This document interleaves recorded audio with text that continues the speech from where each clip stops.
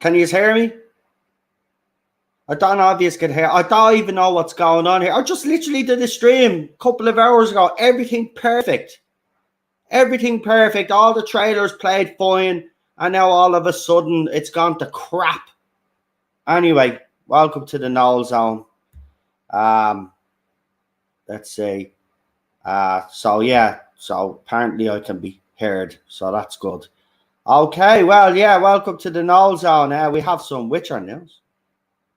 Yeah. The Witcher is well, let's just say the Witcher is dead in the water.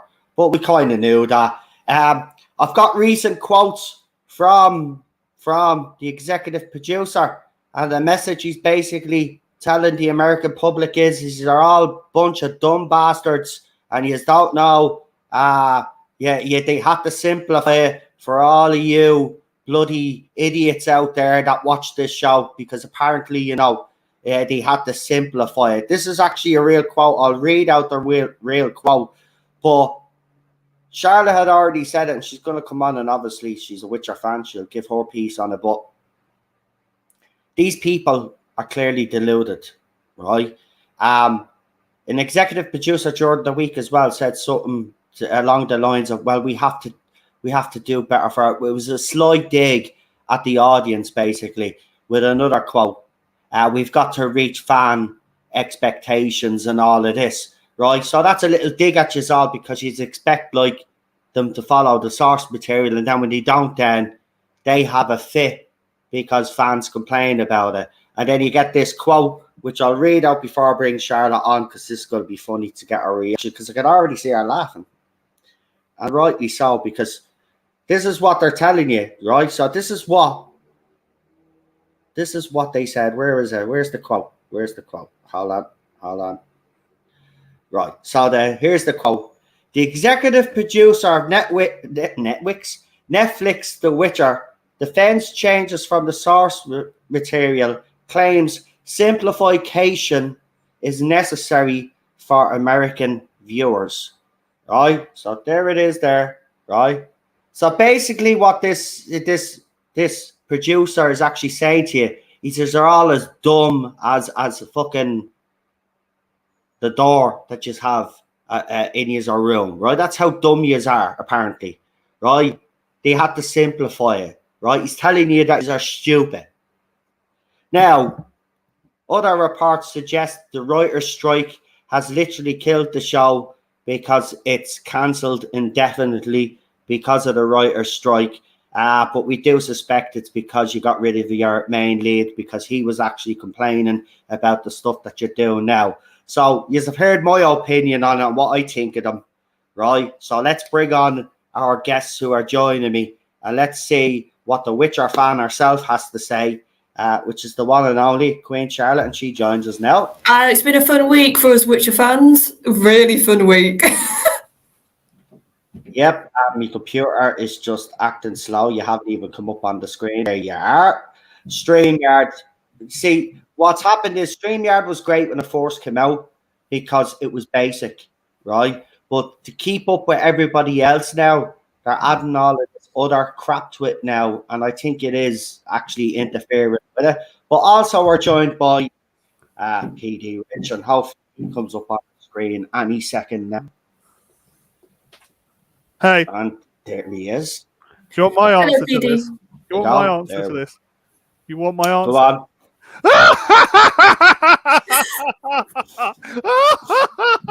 Imagine calling your audience stupid. That's what he's saying, by the way. They can't actually explicitly come out and say the audience stupid, but by saying they simplified it, that's exactly what they're telling the audience. Call It your gets audience better. dumb, then dumb for not liking it. Yeah. Well, Sorry, because I saw this come up in the news, like in the fan news, and I was like, okay, I'll have a look at it, see what actually he said in the interview. And if you actually look at the interview, what he's talking about is this idea of complex narratives and how in the books, which is true, it's quite a complex narrative at times, and the structure can be quite complex, because what Sarkovsky does is Geralt's your main character in the book. He's your sort of point of view character that you follow, but at random bits, but it makes sense because it's done really well in the books, you will go to a different character, or you will sort of go to a different story beat for a bit and then go back to Geralt, whether that's go with Ciri for a bit and then go back to Geralt, or go with the mages for a bit, or even characters that are technically nothing to do with the main cast, but they're important because they're setting up something world related. Like, that's what Sarkovsky does. So the books are not just a simple main character narrative the whole way throughout. And that's what he's sort of referring to in the books here when it comes to what they couldn't adapt. Because they can't adapt it, because every time they try and hit these bits in the book, it comes across as shallow and a really bad imitation of it. So that's what he was talking about complexity. But he did say American audiences would struggle with that. And he even talks about concentration spans, how younger audiences, which also I found really stupid in an interview. Well, they play the games, the younger audience do, so they know more about the lore than anybody else they would. Well, kids are not stupid nowadays, you know, they're really about. Into that. He talks about how like attention span and how they're so used to YouTube, but I'm just like, no, it's not just that, Noel. I'm like, I'm sorry, your core audience for this show was not teenagers, because that's not the people who have been playing the games for the last 10 years plus. These games have been coming out. The books are even older. Yeah. So actually, your core audience base is 30 upwards, I would say. Yeah. So you're not trying to do a show for teenagers. But it's like, that's what they're thinking about. But no, I was amazed that do you know what even more is amazing? The fella that's saying this isn't technically a TV person. It's somebody who worked on the games, who came over to the TV show. So he was in charge of all which were brilliant, which I'm just like, where's your brain gone? He was in charge of all the CG, like that's where the brain is gone. Intro scenes. So, Pete, did you know, like, the games would open up with a really beautiful cinematic? He was in charge of all those. Yeah. I'm trying to think, where is his brain gone? I'd say to mush. No, cash. Yeah. You'll sell your soul for cash. We've seen it with doctors, nurses, climate experts. They all sell their souls for cash in the end, right? So if this is someone that has worked on the games, has come over to the TV show and has said shit like that, well, then they were bought. It's as simple as that. There's no other way around it. Because they would know better than anybody else that what the fans are saying is actually true. Yeah. So, and also, he would know, coming from the games, that technically the games are all original stuff. They are set after the books. So what CD Projekt did brilliantly was they looked at the ending point of the book, which I won't spoil, which is a bit up to interpretation, to put it lightly. And then they went, well, in our universe, this happened next. And that's what the games do. So they actually proved you can adapt outside of the source material as long as it's to the spirit. And your characters are still identifiable as Geralt, as Yennefer, as Ciri, and all of that. So this is what I think this really is, honestly, because the show is now getting an absolute battering from all corners. You've even got Forbes. I don't know when this came out, this article, but I saw it today, somebody talking about it. You've got Forbes coming out saying, Netflix, just cancel this show, it's dead. Like, that's the way they're talking about it. It's like they're literally saying it would be a mercy to put the show to pasture. But they won't, even though the writer's strike is there as well. When that's over, if it ever does end, they will drag this show through the mud for another couple of years and then eventually cancel. They don't like to admit that they got it wrong, so they're stubborn and they'll hang on for a while. But they always end up being cancelled anyway. But I think it is a shame for any Witcher fan out there. Well, I think this is, like I said, they're getting battered from all. It's not just the not adapting the source material criticism now, which is a major thing, but it's the quality of writing now that's getting brought up. It's the way they're writing characters. I've not managed to watch the end half of season 3 yet, but I know, for example, there's a whole episode in season 3 that you're just concentrating on Ciri being like left in a desert and she has to wander around and find a way out. Like, that technically happens in the book, but it's a tiny bit of the book. And in the book, it's more normal to have a chapter shorten from one character's perspective, for example. Not in a show. You can't dedicate a whole bit of your show to a plot that goes nowhere, and it's just Ciri wandering the desert. Yeah. And this is what I mean. It's, you can tell they're having to try and adapt stuff from the books because the story would fall apart if they don't get certain beats done. But they can't do it. They can't do the translation to television.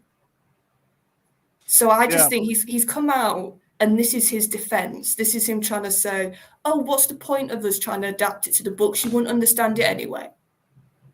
Because that's the deflection. Which is kind of, but should that not be, see, this is where I have the issue then. Okay, that's fair enough. And it probably is a valid point, right? We'll be fair here. It probably is a bit of a valid point, okay? But why not let the audience decide that? Exactly. You know, that's why all it is. See, that's the point. You're just assuming that all your audience are idiots, right? And for fans of this show that don't necessarily know the lore, the people that do will educate them. That's what fandoms are there for. But leave it to the fan. You know what I mean? Yeah. You should leave it to the people that are watching this. I think it's very disingenuous and it's a stupid thing to say that you don't think your audience is intelligent enough to actually figure this out. The ones that are intelligent will figure it out and then educate the rest of the fans. That's how it works. Exactly. But it's like the stuff, yes, like I said, there's complex stuff in the books, but the core story is not that hard to adapt. That's what's stupid here, especially from the point now onwards. All you're really adapting is multiple groups and multiple people trying to get Ciri. That's the whole push for the rest of the book saga now. It's Ciri by herself or with other people. Geralt's trying to get to her. Yennefer's trying her best, but she gets captured and stuff happens to her. And it's this sort of push. That's the pushing force, basically. That's not hard to understand. That's not hard to adapt.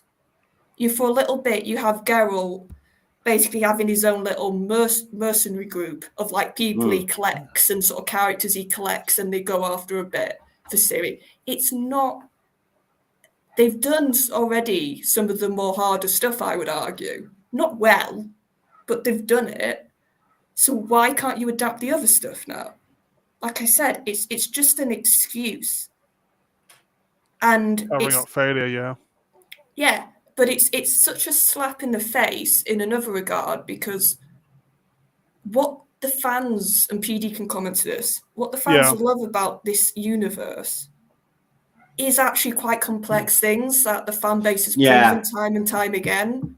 Well, that's what I mean, because that's why fans love it. It's the same with Doctor Who as well. The lore, the canon, these things that the mainstream audience wouldn't necessarily understand. That's the things that Witcher fans that watch the show want to see, right? Whereas the casual fan, they don't really, let's be honest, they don't give a shit about that stuff. But fans do. I still think it's short-sightedness from these people to suggest that the audience isn't intelligent enough to figure it out. I mean, we've had films in the past like Inception and stuff like that, and other movies like Memento, you know, Donnie Darko, movies like that really get the audience thinking. And still to this day, we're all still trying to figure those movies out. But that's the great thing about it. And it's disingenuous and short-sightedness from these people to be assuming that their audience are stupid, because that's basically what they're saying. And you're not going to win people over. But to be fair, no, the fan base has already said, well, we're gone. The viewing figures, I find it amazing. I find it a bit funny that the viewing figures for the second half, this volume 2, nobody spoke about them. So that, for me, that either means they basically kept the same sort of 500,000, or they possibly went even lower and they don't want to admit to that. Because I was struggling to find viewing figures just out of interest. But the thing that I think, it's more, I've got another little theory here, and it's not that it's too complex. What they actually are scared to death to do is something that the books and the games do brilliantly, and that's morality. Because if you look at how morality is portrayed in the Witcher universe, it's not black and white. It's never black and white. That's the whole point of this universe, that you can get a character that looks on the surface irredeemable, that's done horrible acts. But the more you go into that character, the more Geralt talks to that character or has interactions with that character, you actually understand, no, there's layers here. They're still not a good person, but they're human at the end of the day. They're complex, so they've got multiple different aspects to them. And that's what The Witcher thrives on, this fact that you don't get absolute good, you don't get absolute bad. Doesn't exist. You get grey, and it's multiple versions of grey even sometimes. So that's what I think they're scared to death to actually adapt, because we've said this, media of late, not all of it, but media of late doesn't want messy, I say messy characters, as in the motivations might be a bit in both camps, or they might have reasonings in both camps. And they're not just, oh, yeah, they're a bad guy, they're a good guy. And that's what current writers don't like to do. But that's what The Witcher does, all in the books, in the games. That's the whole point. It's it's this idea of, look at a fairy tale that traditionally does have your bad guys and your good guys in a fairy tale. You have your villain, you have your hero. But The Witcher says, no, actually, I'm going to flip that fairy tale on its head. Now, interesting that you bring that up, because we've also heard the actresses from Snow White and the Seven Dwarfs saying that there'll be no villains in this, and she won't be a damsel in distress, but that's the whole point of the fucking movie, like. And of course, we've seen what they've done with the casting. You know, again, you know, it's then they'll wonder why this will fail, right? Listen, for fans out there, right, doesn't matter what it is, right? See, last 10 years you've been telling fans they're not good enough, they're racist, they're bigots, all of this other shit. Right? And all the fans want is for you to respect the source material. Now, as we said, we know throughout movies, TV shows, that there are certain things in books that cannot be adapted, right? It's just impossible sometimes. Yeah. We understand that. And then we allow, as fans, for a bit of, you know, freedom for you to come up with something that's equally as good as in the book. But you just haven't done that. And this is the problem. This is why Witcher fans... Listen, I haven't watched it. I don't need to watch it. Charlotte and other Witcher fans out there been complaining about this season in particular a lot more. But this season in particular, right? And the comments coming out from these people that are making it are not helping that cause. You, listen, you mightn't like the fans, right? You might think that fans are a bit arrogant, right? You might think that they're self-entitled. But at the end of the day, the bottom line is they care for these franchises, these IPs. And when they see you guys do what you do to them, the perception is you don't care. So there's going to be this conflict. But, you know, they've been doing it for... They just don't... They just... Anything they touch now, it doesn't matter what it is now, there's changes made to it. Apparently, the rumoured Flight of the Navigator, I haven't heard anything from it in about a year and a half. But even that was rumoured to be... They were going to remake that movie and it was going to have a female lead in it instead. Right? Again, they just can't make art and stick to the source material and then go out then for the diversity and inclusion that they want. Go out and look for stories that will promote these different people that they want to actually get involved in Hollywood and be more inclusive. But no. I was going to say there was another Witcher story which just proves... Which also is funny that right now they are almost in that argument using the books. It's like, oh, they're too complex. But also an executive producer's come out and said, oh, season 4, guess what? Geralt's not the main character anymore. They've come out and said it. It's Ciri. They've come out and said Ciri's going to be your main character. It gets better because that's what it's like in the books. No. Read those books again. They haven't read the books. She's important. Yes, she's important. God, she's important to the plot.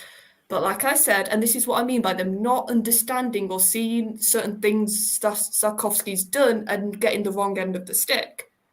Like I said, he flips perspective in his book. Sometimes he will go away from Geralt because... I think he knows, honestly, his story can't be told through one perspective. It wouldn't work. It's so many different factors and different parts to it. You need to flip to another character. And because Ciri, like I said, she's this magical powerhouse sort of character, it would make sense to have some chapters in your book from her perspective. Like from this point in the book, she's on the run by herself from the rest of the saga, basically. So, of course, if she's not got Geralt around her, if she's not got Ciri, it would be her chapter. That would make sense. So they've taken that and gone, oh, she's the main character in the books. No, Geralt's the main character. But you obviously can't see that.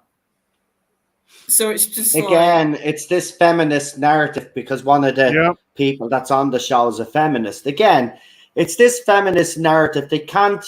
You cannot have a strong male lead anymore. They have to be a toy for feminist lead now. We've seen it plenty of times.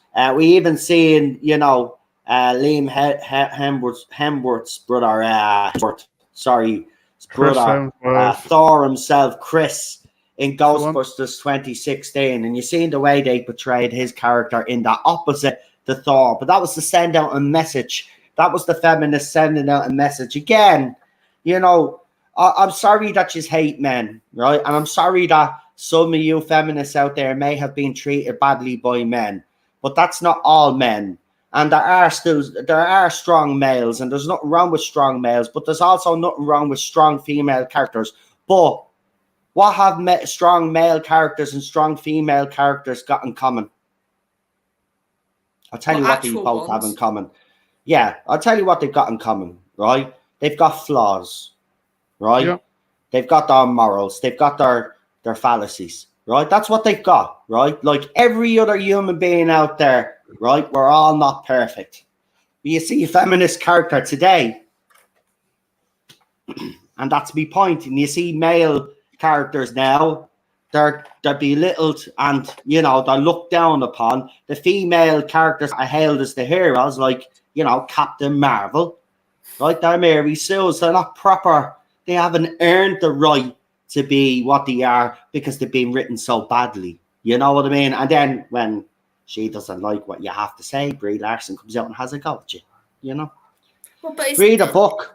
Play the game, fixate the show. Yeah, affect the show. That's it, man. And that's what I would say. And Charlotte would agree as well, I think, because Charlotte has said multiple times she's played the games and read the books. And that's where you should really go. You know, some of these shows nowadays, look, this is the way you have to look at it. Nowadays, right, until Hollywood gets its act together, they're never going to adapt a story the way fans want it to be adapted. It's as simple as that. So you are better off reading the source material. You get more enjoyment out of that. And remember, there's different ways now you can read a book, or you can do the audios, which can be more exciting, you know, because they'll have voice actors doing the roles. Like I said, the thing is with The Witcher, when it comes to, at least this is a franchise which is really strong by itself before the show came. It had an incredibly core fan base before the show that adored it and that have rejected this. And there's another aspect, though, which if they're going to so-called put series so much in the front, and God help Liam, whatever he's going to get scraps by the sounds of it, if they get the season 4. But the other core bit of this franchise is the fact that Geralt and Ciri are a father-daughter dynamic. That's what the core of this book and those games are. That you have Geralt, who, like I said before, witches aren't supposed to have emotion. They are literally mutants. They have to go through horrible chemical experimentation. I think out of the trials that they're known as, about 2/3 of them die as lads. That's how intensive it is. So they're not meant to have emotions. Geralt's different, and he's always been different because he actually does get close to people. He actually has emotions. And his emotions are his flaw, that he gets hurt and betrayed and trapped and all sorts because he chooses to care. And he adores Ciri. That's the heartbeat of The Witcher, that it's a story about an adoptive father and daughter. Yeah. So you need them to be equal. That's my argument here. You can't have Ciri be above Geralt. You can't have Geralt in some ways be above Ciri. They're a partnership. Yeah. And that's one of the best parts of the third game. And it gets me every time. I'm replaying it now because they've just released some new DLC for it. It's the whole point in the third game is the Wild Hunt, which are like these massive sort of like ghost-like creatures, the way they're portrayed, are after Ciri. Like I said, it's usual sort of story in this universe. Somebody's after Ciri. And Geralt has to find her. And you play the whole game trying to get them back together. And there's a scene where he finds her. And this is, if people know games, this is like 30, 40 hours in at this point. He finally finds her. But when he comes across her, she looks dead. She's literally lied down on a bed. And he's been told, sorry, we couldn't save her in time. And there's no dialogue. And PD can talk about the scene after me because he knows exactly which scene I'm talking about. There's no dialogue. And you literally have Geralt slowly walking towards her, sits on the bed, and just brushes her hair. And he doesn't cry because he's a Witcher. Yeah, you can't have those type of emotions. And then, but you can see his head goes down, and you can see how devastated he is. And then slowly she gets back up and she hugs him, and then you can see the relief. And that's Ciri and Geralt. PD, explain what I mean by that scene a bit more. I want to explain it really. Yeah, there's this kind of father-daughter relationship between them. There always has been. That's the whole point of Ciri and Geralt. And so when he thinks the daughter's literally died, it turns out that suddenly his daughter wakes up and it's just a shock. It's a great scene.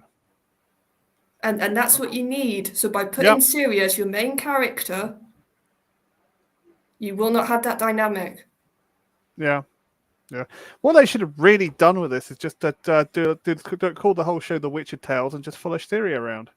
And have Geralt show up every once in a while and just do Ciri's adventure where she went when she disappeared after Geralt died for the first time. Well, They should have done that. It's called The Witcher. Just have Yeah.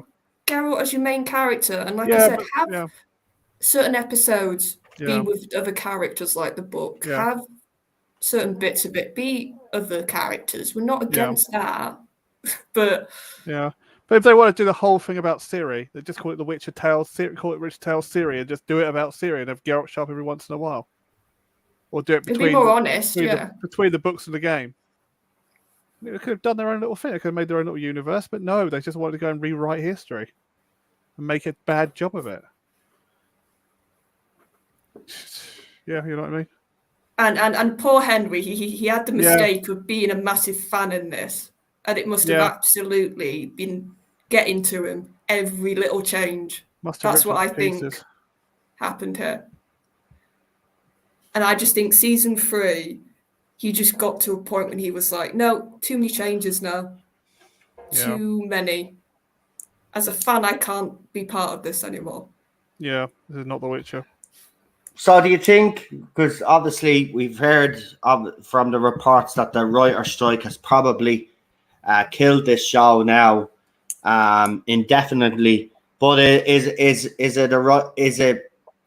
fair on Liam that he hasn't been given a chance, or do you think he'll dodge a bullet here if it is really cancelled? Because I mean, he doesn't. Let's be honest, he doesn't get particularly too many. He gets paid for it. Roles. If to be nice about he's the little version of his brother. He's not going to get the top quality roles that he does. So, is this is this a bullet dodged for him if it does get cancelled, or could this end up ruining whatever career that he does have? I don't think this will impact him negatively, because I think the writers and the producers have fully shown now they're the issue with this.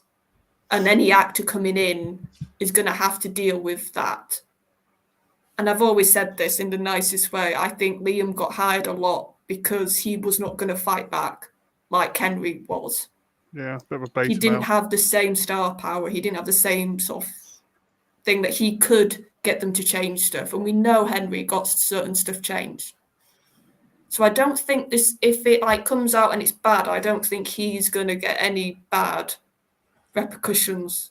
I think it's, if anything, it's going to just be a bit of people feeling sorry for him. Yeah. So, no, fair point. Especially if, like we said, if they've come out and told us now that he's not even going to be the main character. So, then it's not his show. He's not coming in to be the lead in the show anymore. They've told us now. He's just going to be a part of the cast, basically, by making Ciri your main character. It's a Ciri show, wouldn't it? Yeah. And the way they treat Yennefer, she'll get a lot of stuff, because they love to give Yennefer all the storylines. Yeah. So he'll become third in the list. Guarantee it now. And I think for Netflix they should cut the losses. But isn't this not now? I mean, it's easy for people to say, I'm not having a go at you. I do hear this all the time, or Netflix should cut their losses, or Amazon should cut their losses when they fail at a TV show. But is it not their fault in the first place because they hired the wrong people to adapt these fucking shows? So, you know what I mean? I kind of have no sympathy for Netflix here.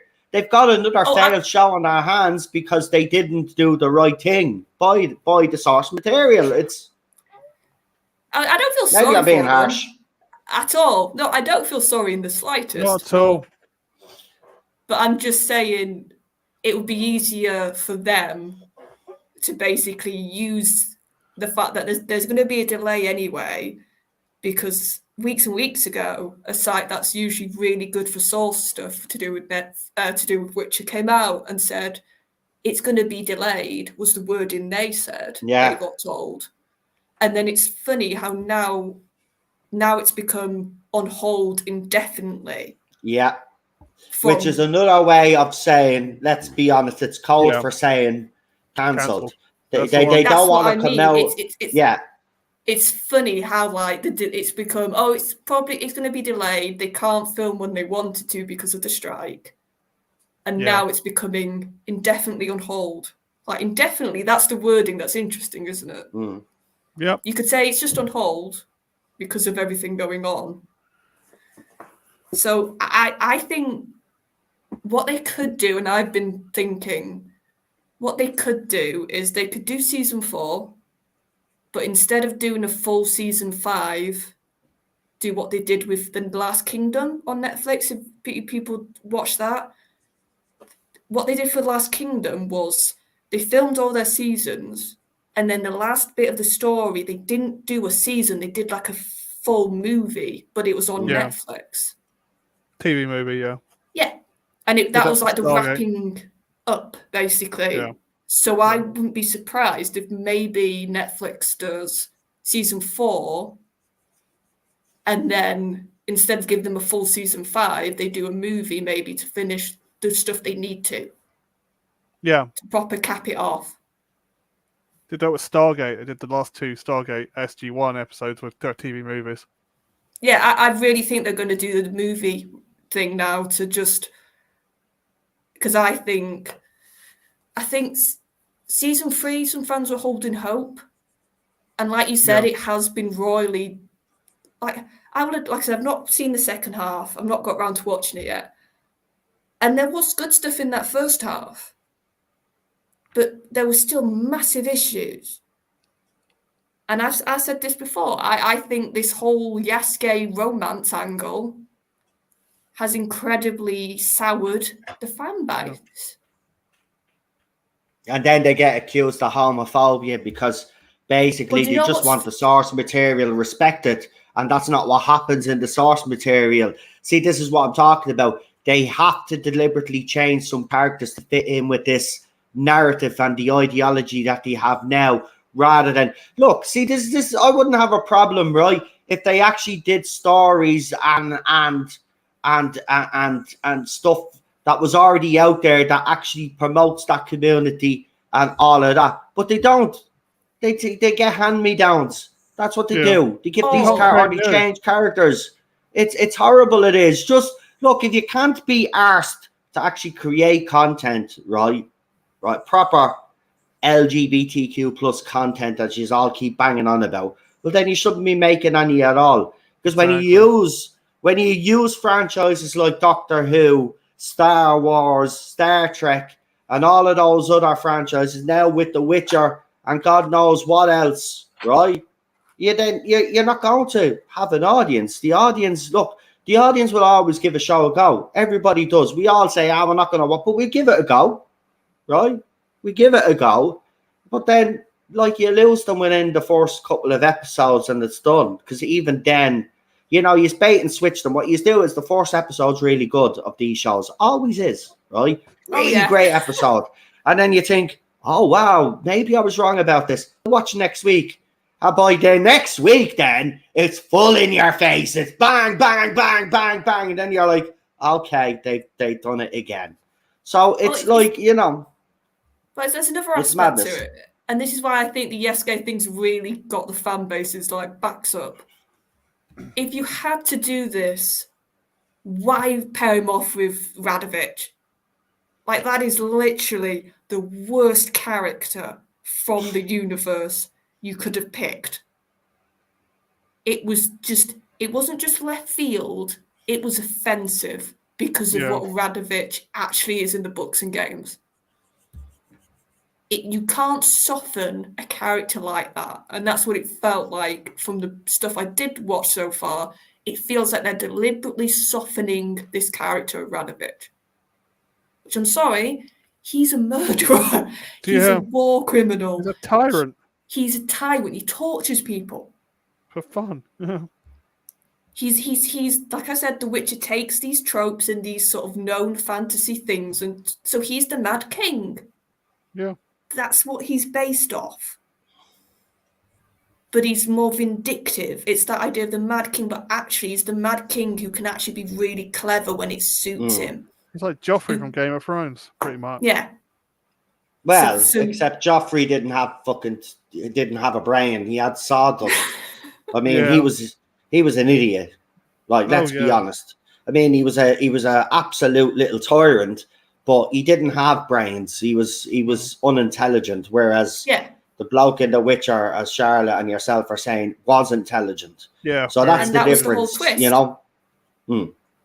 Because like Play Mad dumb, King- but really intelligent. I love characters like that, actually, though, myself. Yeah. You kind of do root for them, don't you? You know they're horrible. But at the same time, like, when they do something to a character that you despise and is despicable, you're kind of like, yeah, even though I hate you, I'm glad you did that. You know? It's like, it's one of those, but that's the way a show should be. That complex, deal with those issues, because you always deal with your moral belief. You know what I mean? You always do. And that's the way, if Witcher is supposed to be like that, you should make it like that.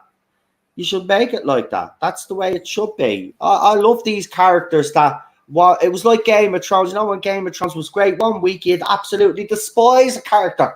Yeah. And then the next week you'd be egging them on. Come on, get him. You know, you'd be like, and that's the way it should be. But they don't give a shit anymore. I mean, they clearly have shown that agenda comes before anything else.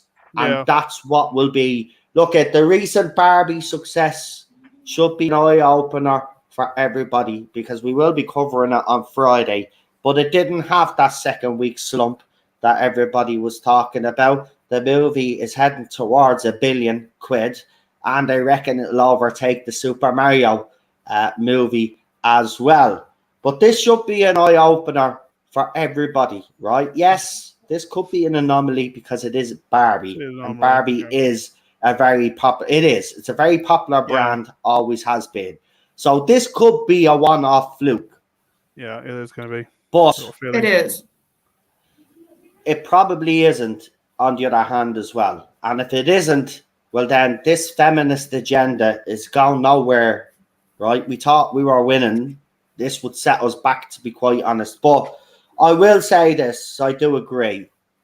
And I decided, you know, to check out Grace Randolph's review. Sorry. I did. I had to for my own curiosity, right? And she kept saying this, and the haters, and the haters, and the haters, and the haters this, and the haters that, and it's a feminist dream, and the haters are toxic, and this is what the whole review was. She just could not review the movie without having to mention the people that were against us. Listen, Grace, I'm glad you love the movie. That in a scene that portrays young girls banging their dolls against rocks and saying we are what is it? We are whatever the fucking word was, right? We are. It was some crap, right? If you're happy with that, right? If you're happy that this movie shows women in a bad light, then absolutely delighted by it, because that's what this movie has done. It has shown the feminist cause for what it is. And all you are is a bunch of scumbags. And the fact that, fair enough, the people that made this movie, you know, they don't want women to go out and have families and have kids and all of this other bollocks, because apparently that's not what a real woman is. Listen, any woman, nobody, by the way, in society is saying that a woman should settle down and have kids and be a baby maker, right? Nobody has ever said that, by the way. Okay? Well, it's just, that's not the time that we live in.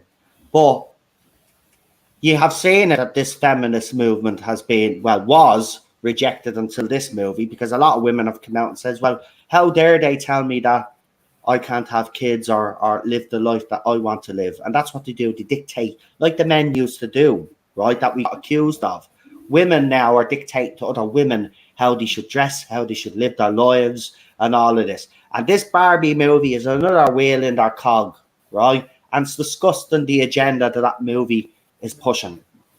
I've seen some clips, because, you know, now we're getting to see the clips. And I have to be absolutely honest with you. I mean, I've seen some absolutely woke fest shitballs over these last 6 years, but I tell you, that's an absolute. Listen, if you bring your kids to see that, especially your daughter, right?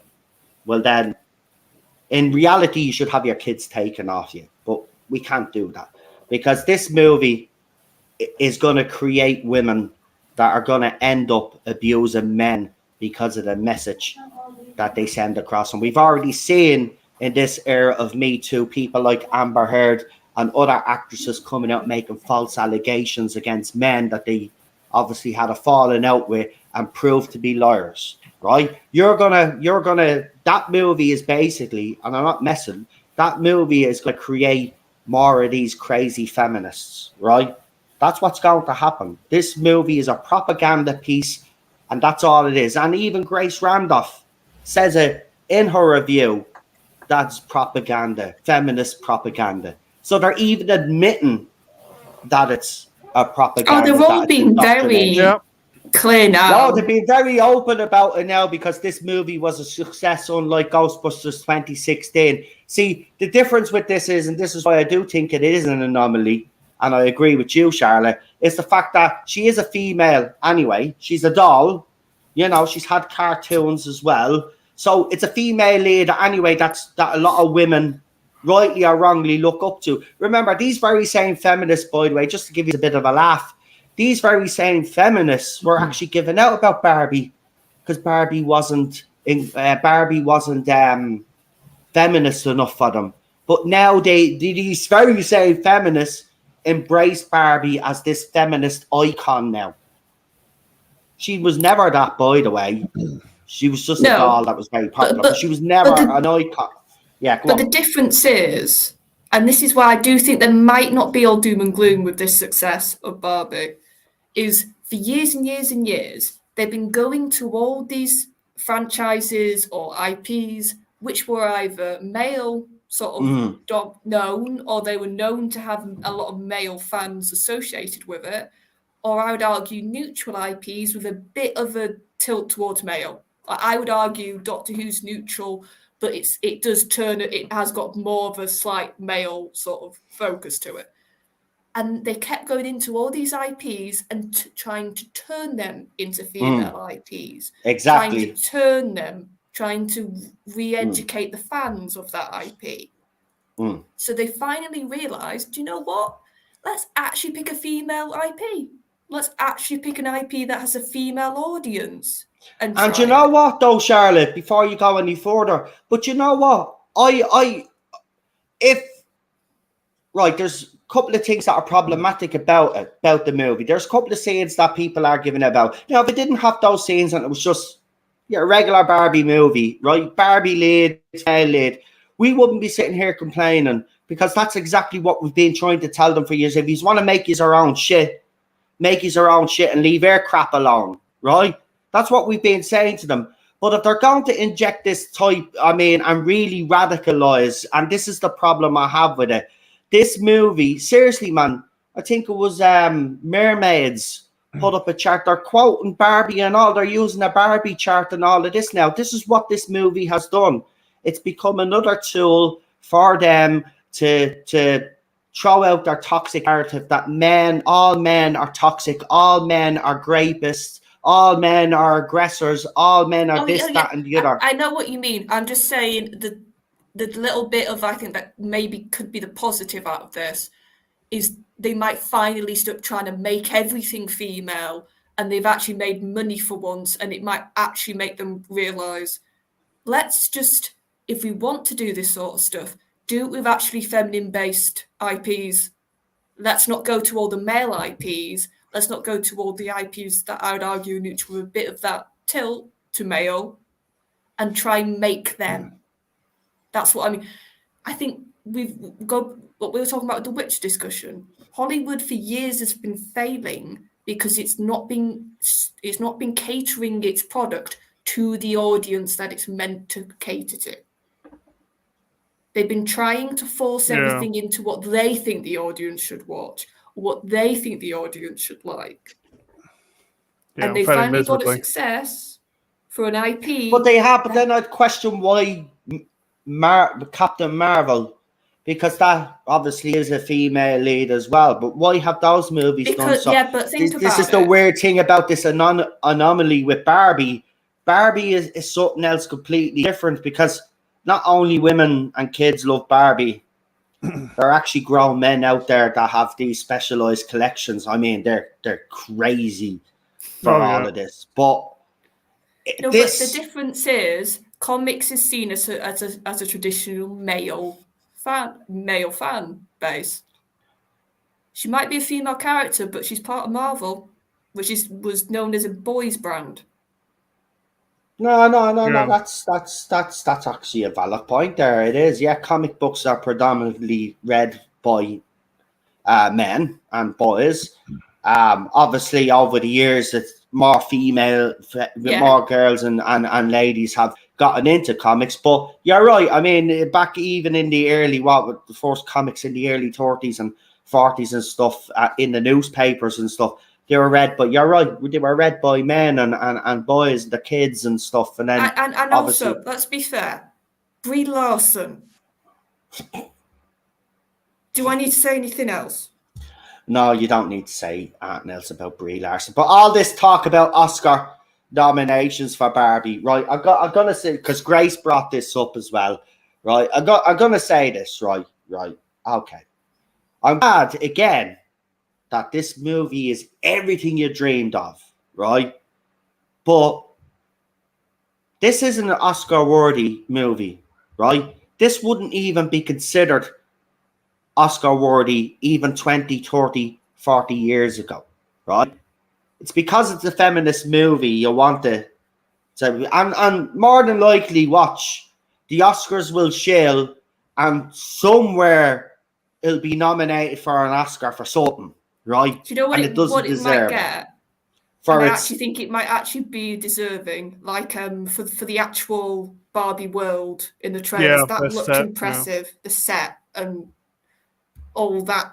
For set design and stuff. Get set design nod or something. But in fairness, though, we'll see what all the other Oscar movies are. But I'm telling you, man, there'll be better movies in that category. Even for that, there'll be better movies in that category. And somehow, I got a funny suspicion that Barbie will do something at the Golden Globes and the Oscars, man.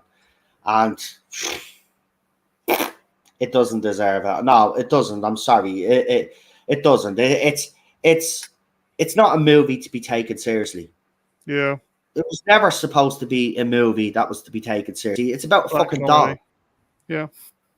Like right, so it doesn't deserve no. I'm sick of this as well. We've seen this over the years. The Oscars basically nominating movies that shouldn't be getting nominated. Therefore, there's movies that should be nominated that are not getting nominated. I'm sick of this bullshit. Barbie doesn't deserve nothing. It doesn't. I'm sorry, it doesn't. There'll be better movies with better set design, better costumes than that fucking movie, right? The only reason why everybody's raving about it because it's all so pink, right? Nobody gives a shit. Another thing as well, we nearly ran out of pink paint, apparently all over the world because of the movie. So and they shouldn't get an Oscar for that because nobody could buy pink paint because of the cunts. Yeah, and you can always make pink paint from other colours. Right, I wanted to paint me bathroom red and white. I can't get it money messing. Yeah. You just mix but seriously, man, get pink.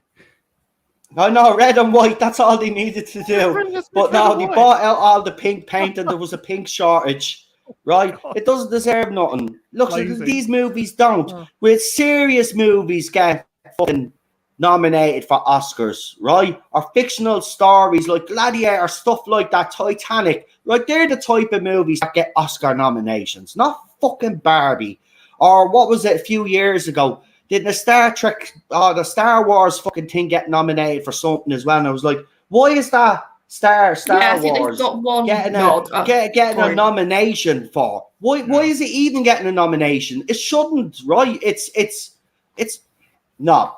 For me, but here's the funny thing, right? It's funny you mentioned Captain Marvel because apparently one of the good Disney sort of rumor people have said because of Barbie, Marvel literally think now they're gonna make a lot of money off Captain Marvel movie or the Marvels. That's what it's called, isn't it?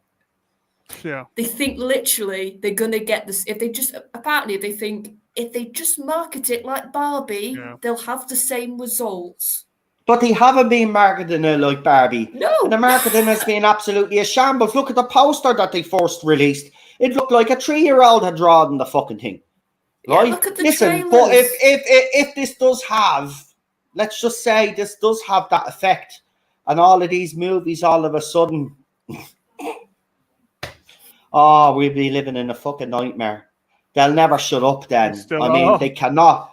I mean, look, I don't think, I'm being honest, I don't think the Marvels is actually going to do anything, to be honest.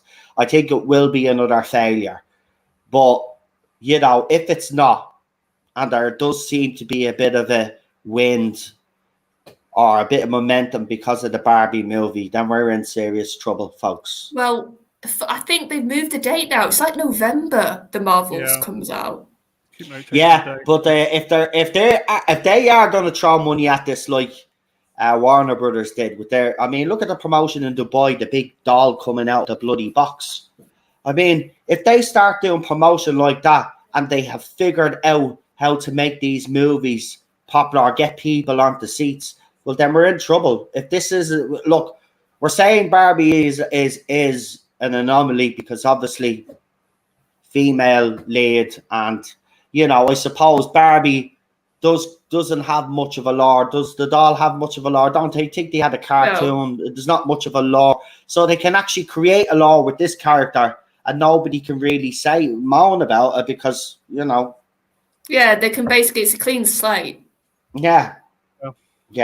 It'll get a special pink Oscar. Or if it doesn't get nominated, what they'll do is they'll give a probably like they do now. Do you remember Jodie Whittaker won it was like they were at the Brits, but like not the Brits. What's that fucking the BAFTAs? Do you remember? But she didn't win a proper a BAFTA award. They won the like Virgin Media.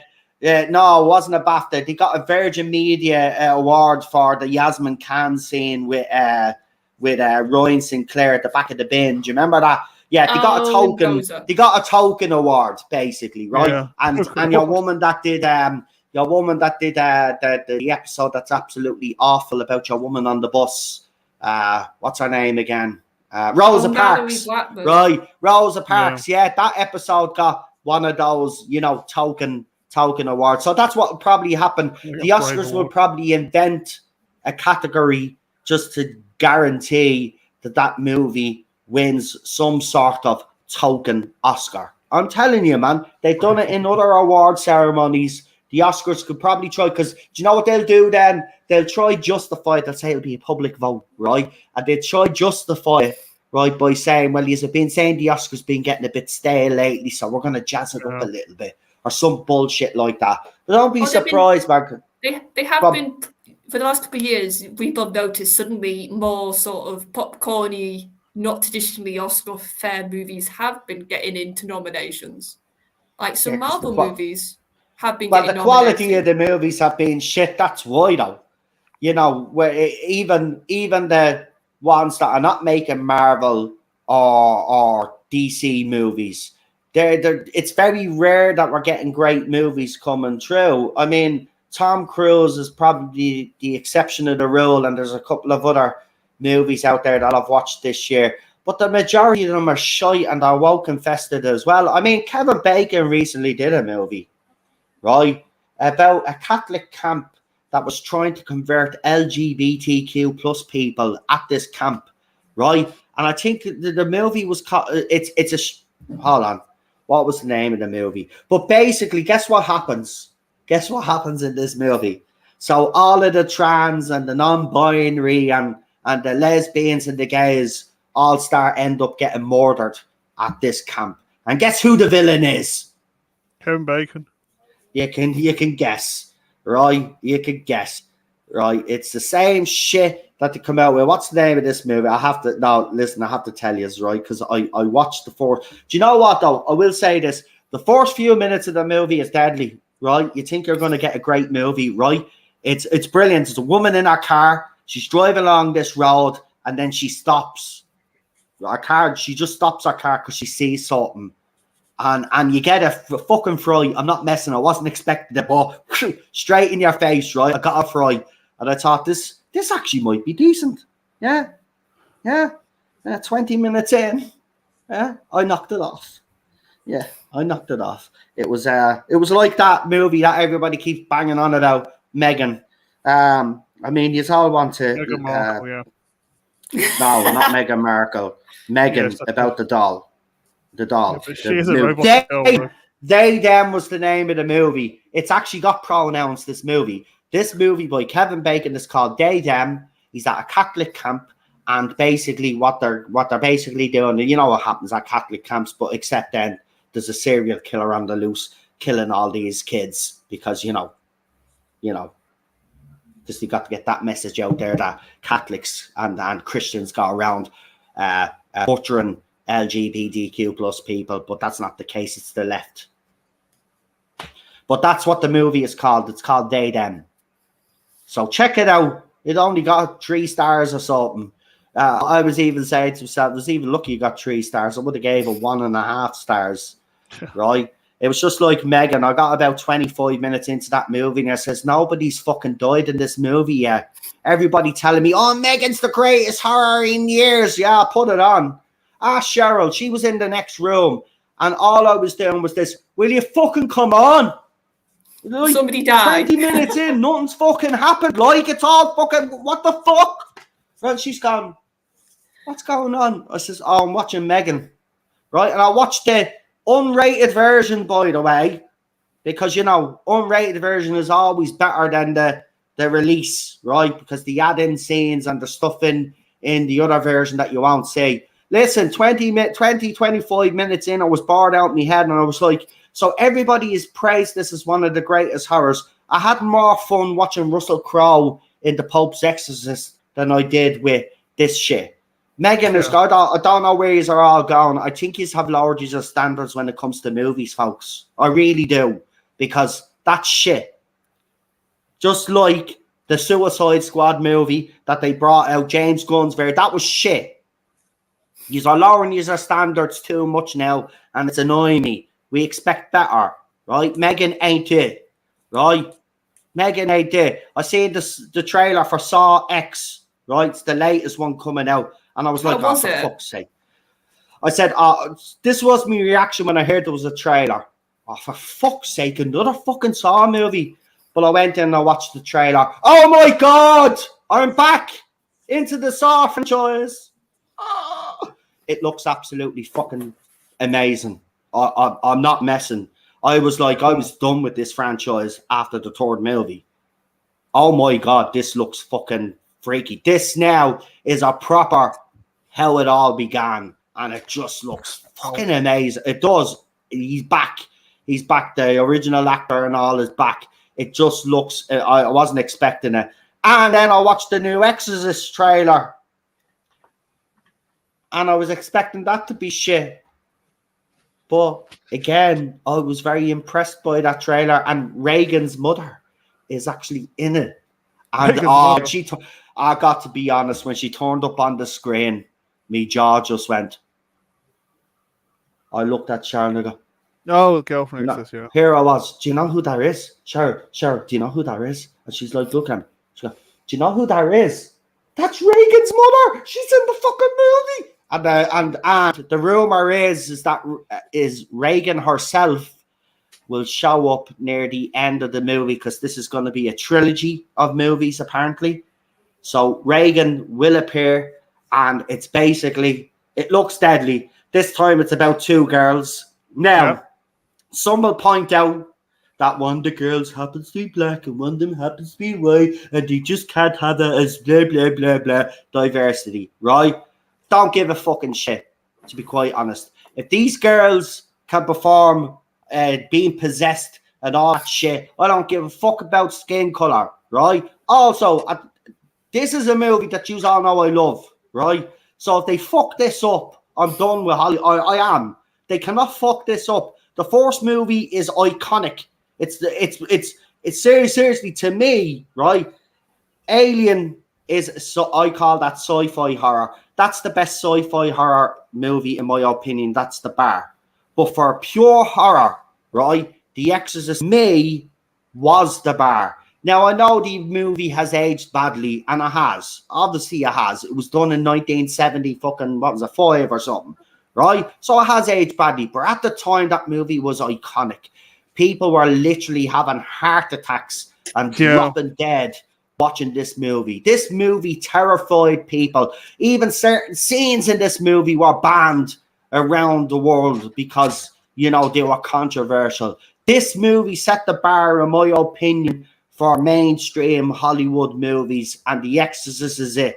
Now, after all this time, now I know they did do 2 sequels, we know that, and I did watch The Exorcist Beginning and The Exorcist Domination, which I loved as well. Got to be honest, I love those movies. Brilliant. There's actually a hyena scene in one of them where a kid gets ripped to shreds, and it's a hard watch, but I mean, that's what The Exorcist does. It shocks you, right? And this is what I'm afraid this movie is not going to do.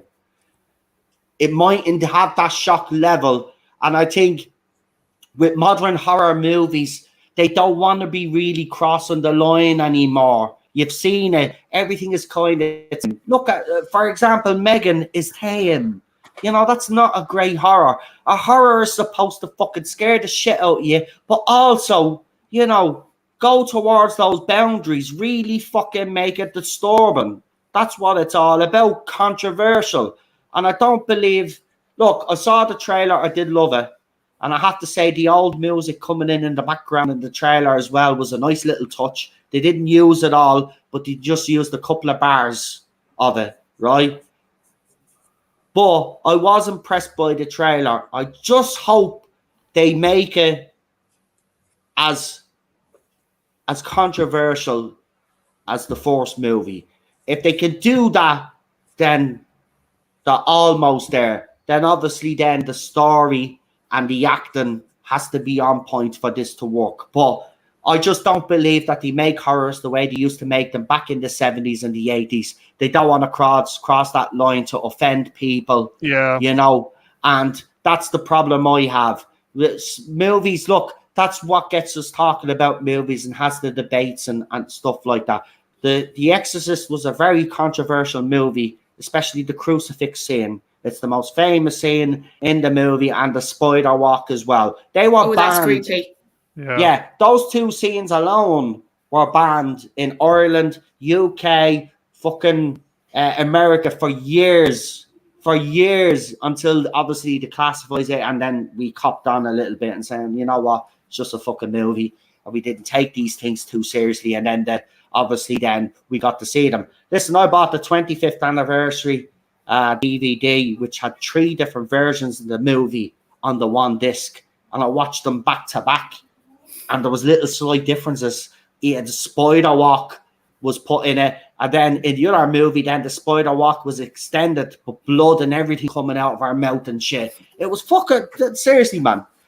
So yeah, they better not ruin The Exorcist for me. But in saying that, I never thought I'd come back to the Saw franchise. I just hope they don't mess this Saw movie up, because look, the first one is to me is the best one out of the whole lot of them anyway, and still is to this day. They've had loads of sequels, but this first Saw movie was the best movie, right? It's like the Hostel. First Hostel is great, second Hostel kind of goes a bit too fucking far. You know, not too far. They kind of repeat the same shit. You know what I mean? It's the same with fucking. That's why, like, look, I loved that movie, Sinister. And then they did a sequel, and they thought by repeating the same shit that they did in the first movie, but do it a lot more, it would bring the audience in. But it failed. You've got to do, you know, you keep to the original way that the first movie worked, but at the same time, you've got to add new elements. You've got to make it fresh every time. And they failed to do that for the second movie. And that's what my worry is with these 2 movies coming out soon, is that they won't be acting fresh. We've seen it. I could be wrong, because I don't think the horror franchises, maybe someone could tell me in there, I don't think the horror franchises are as woke as I don't think they are. No. What? No, they're not as woke. So there'll be a possibility that we'll actually. So there you go. So there'll be a possibility then that, you know, we might get a D movie, but if they fuck them up, I'm done. Oh no. Well, I was going to can't, say, no. no. How long in a break? So when was the last Saw movie? How many years ago?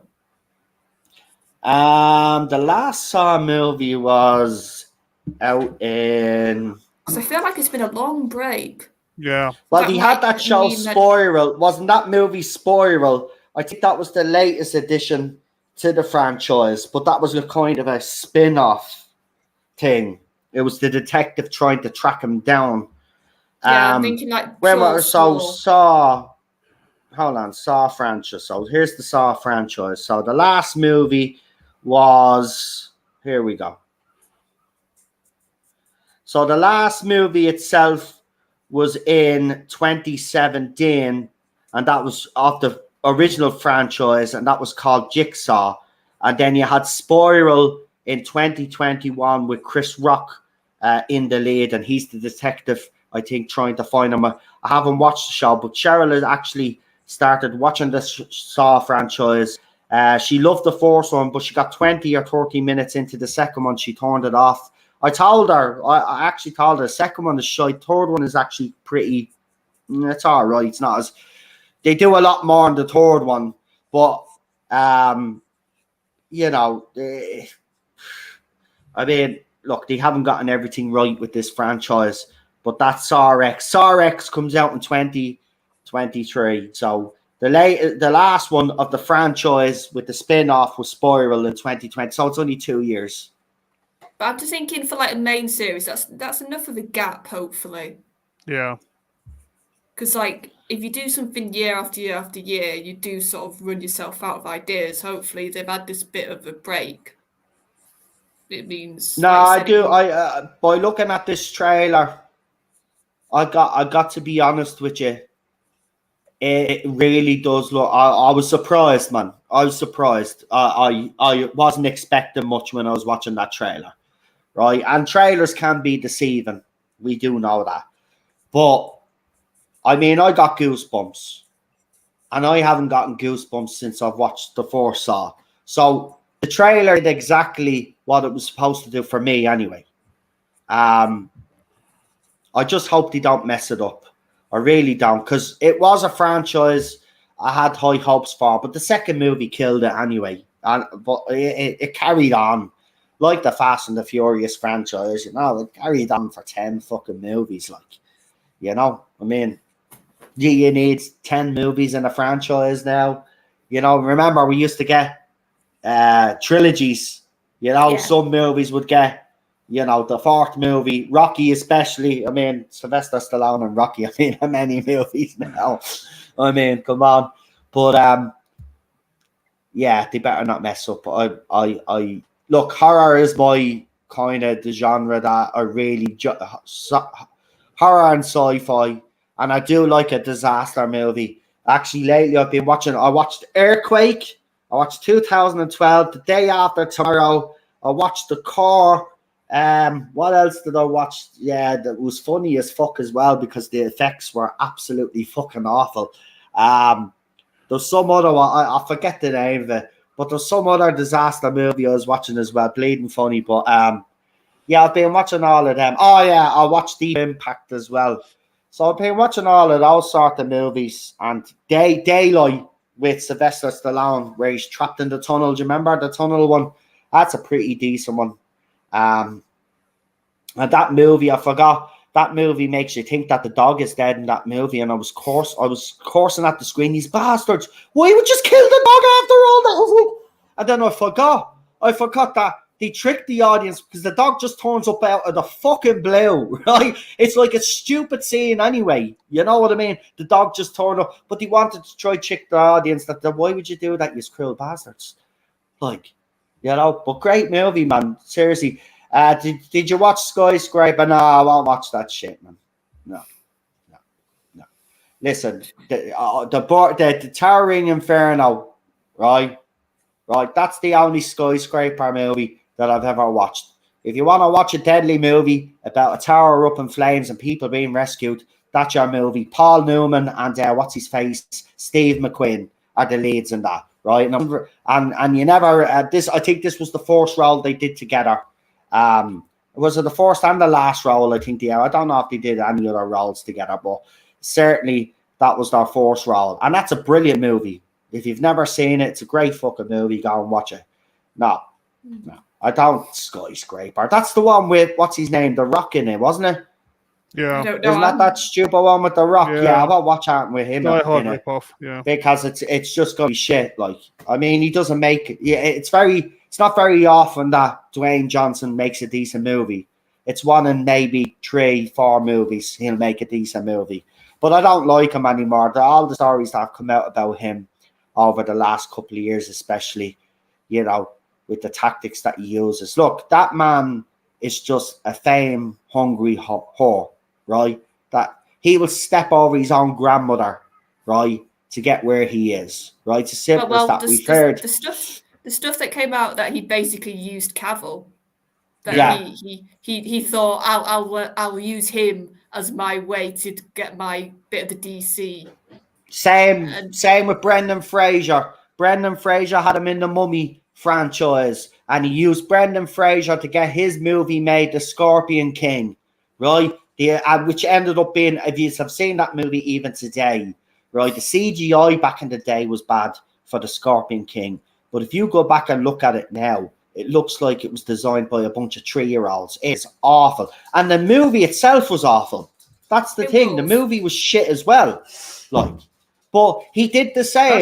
He did the same with the Fast and the Furious franchise as well. He was introduced into that. And then what happened? Do you notice though? People probably haven't put 2 and 2 together. Have you noticed any franchise that this cunt is part of?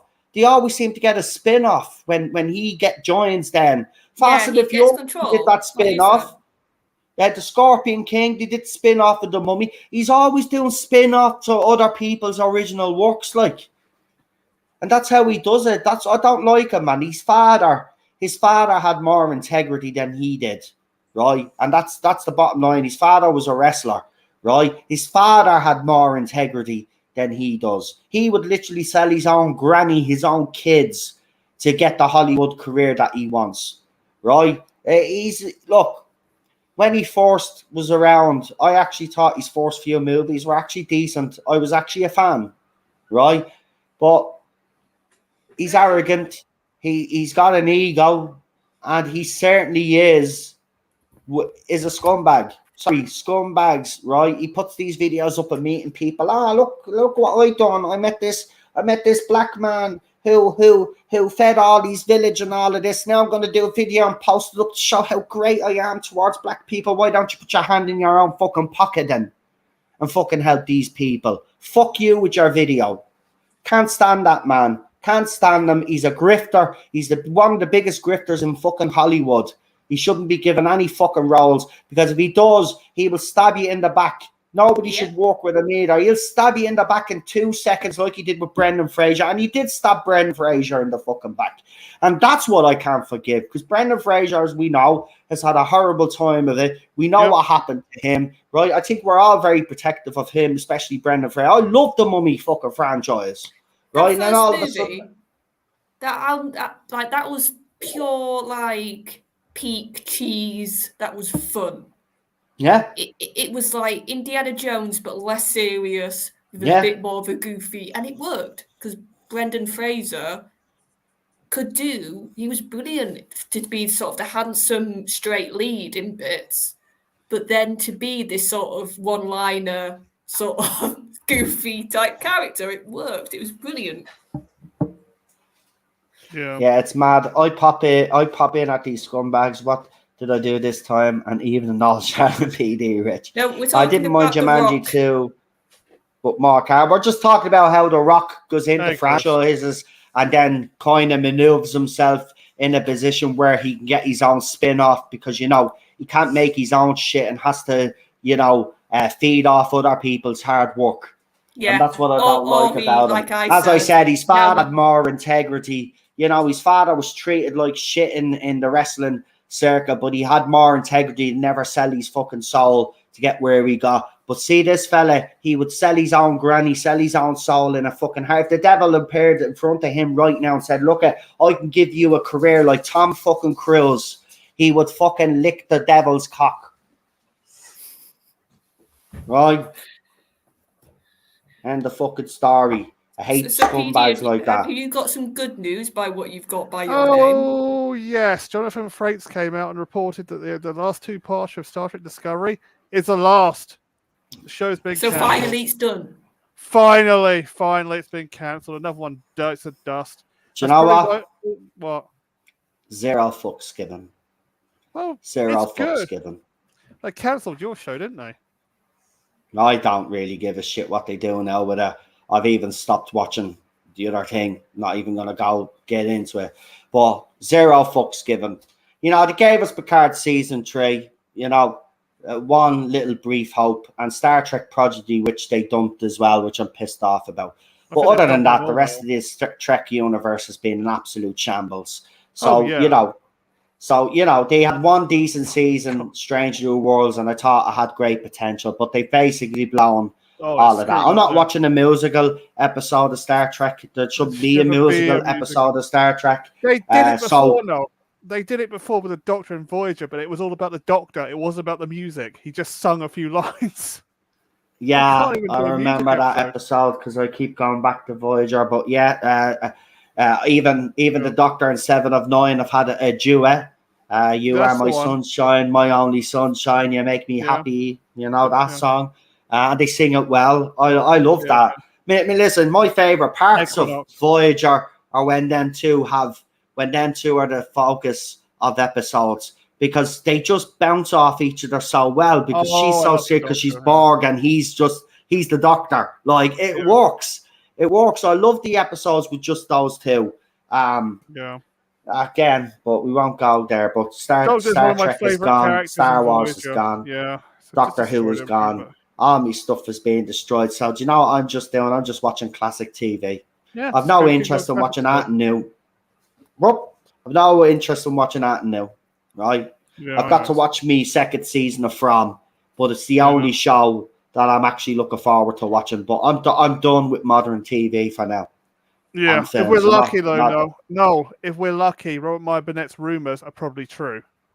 What are the rumours, PD? The rumour is that Otoy are taking it over because J.J. Abrams owns the archive, and they're sick of Alex Kurtzman, absolutely sick of him.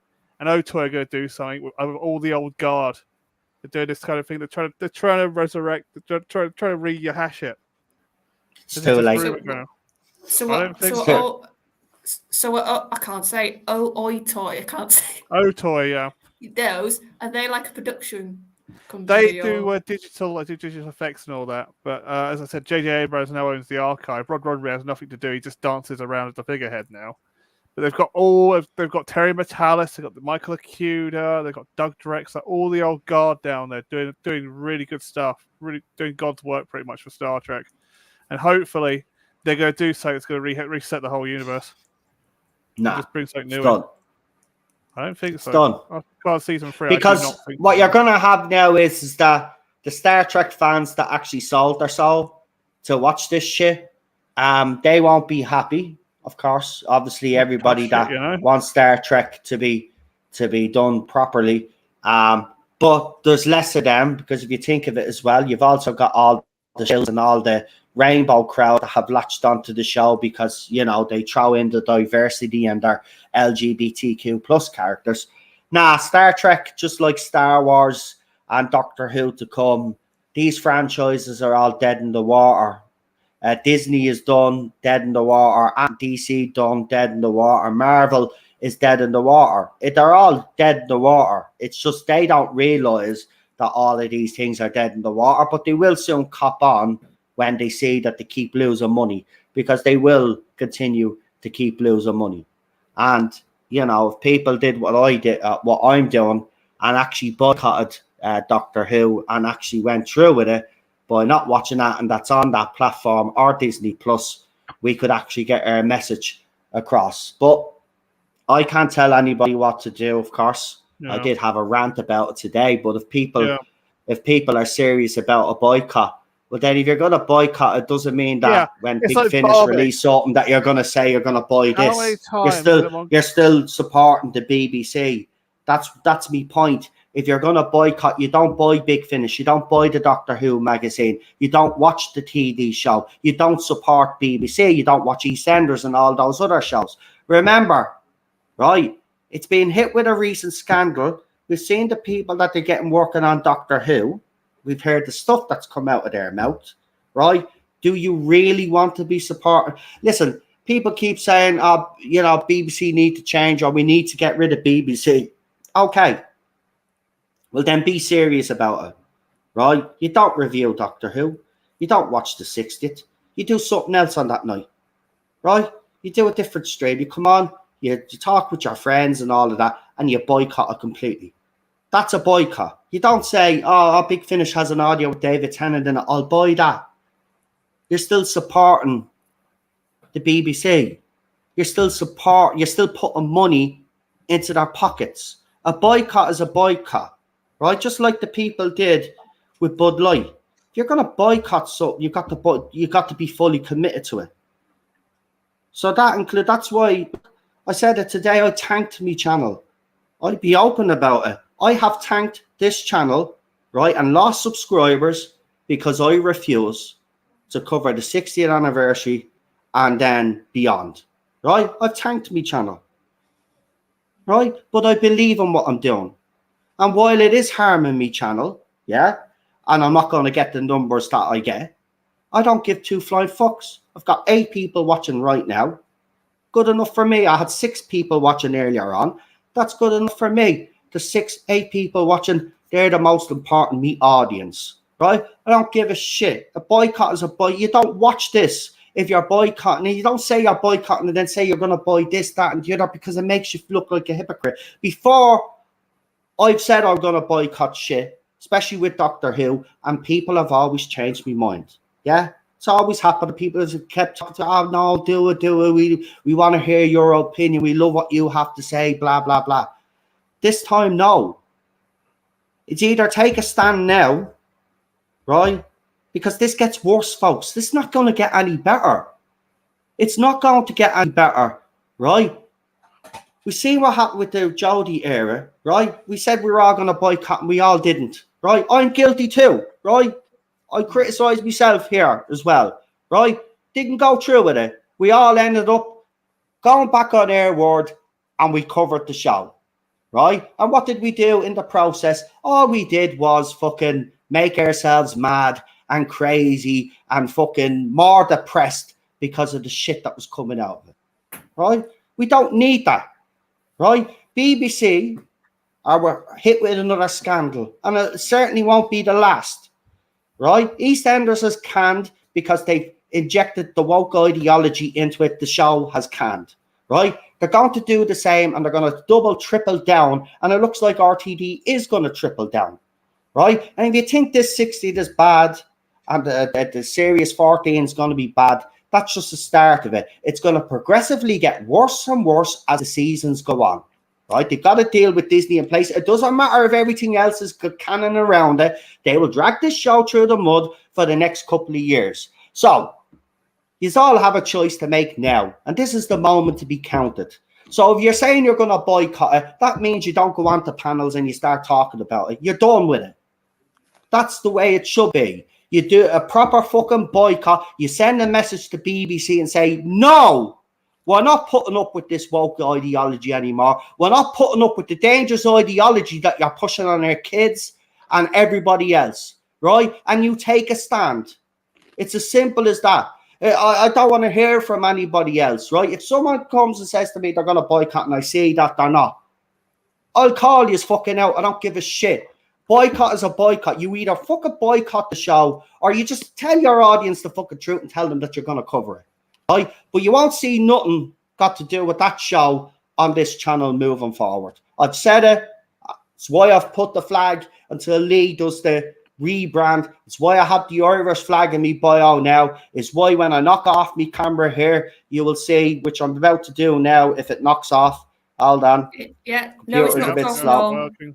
right? So we got the Dublin crest there because I'm from Dublin, proud Dublin man, proud Irish man, right? That's why I've changed. I don't want to discuss. I don't want anything got to do with that show right now, while it's under RTD's and BBC's and Disney's, all of them colluding to turn this show into. And trust me, it'll be as bad as what Disney have done with Star Wars.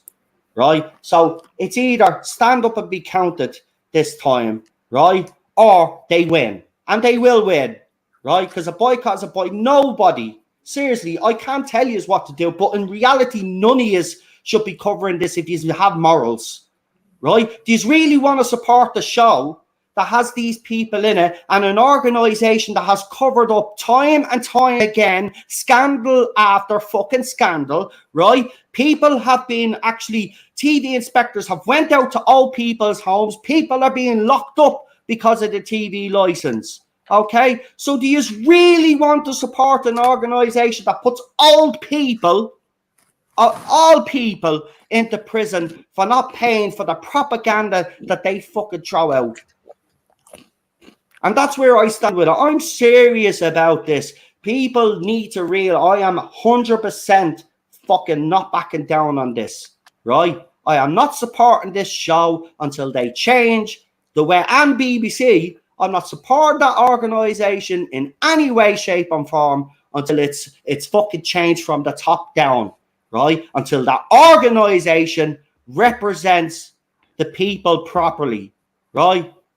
Okay, the BBC was always looked upon British people years ago, and I mean years ago. It was respectable, right? It's not respectable anymore. It's had scandal after scandal after scandal, cover up after cover up after cover up, and now on top of that, now they're indoctrinating their kids right in fucking front of us, right? Jinx Monsoon signing a public letter basically telling parents that they don't know how to raise their kids properly.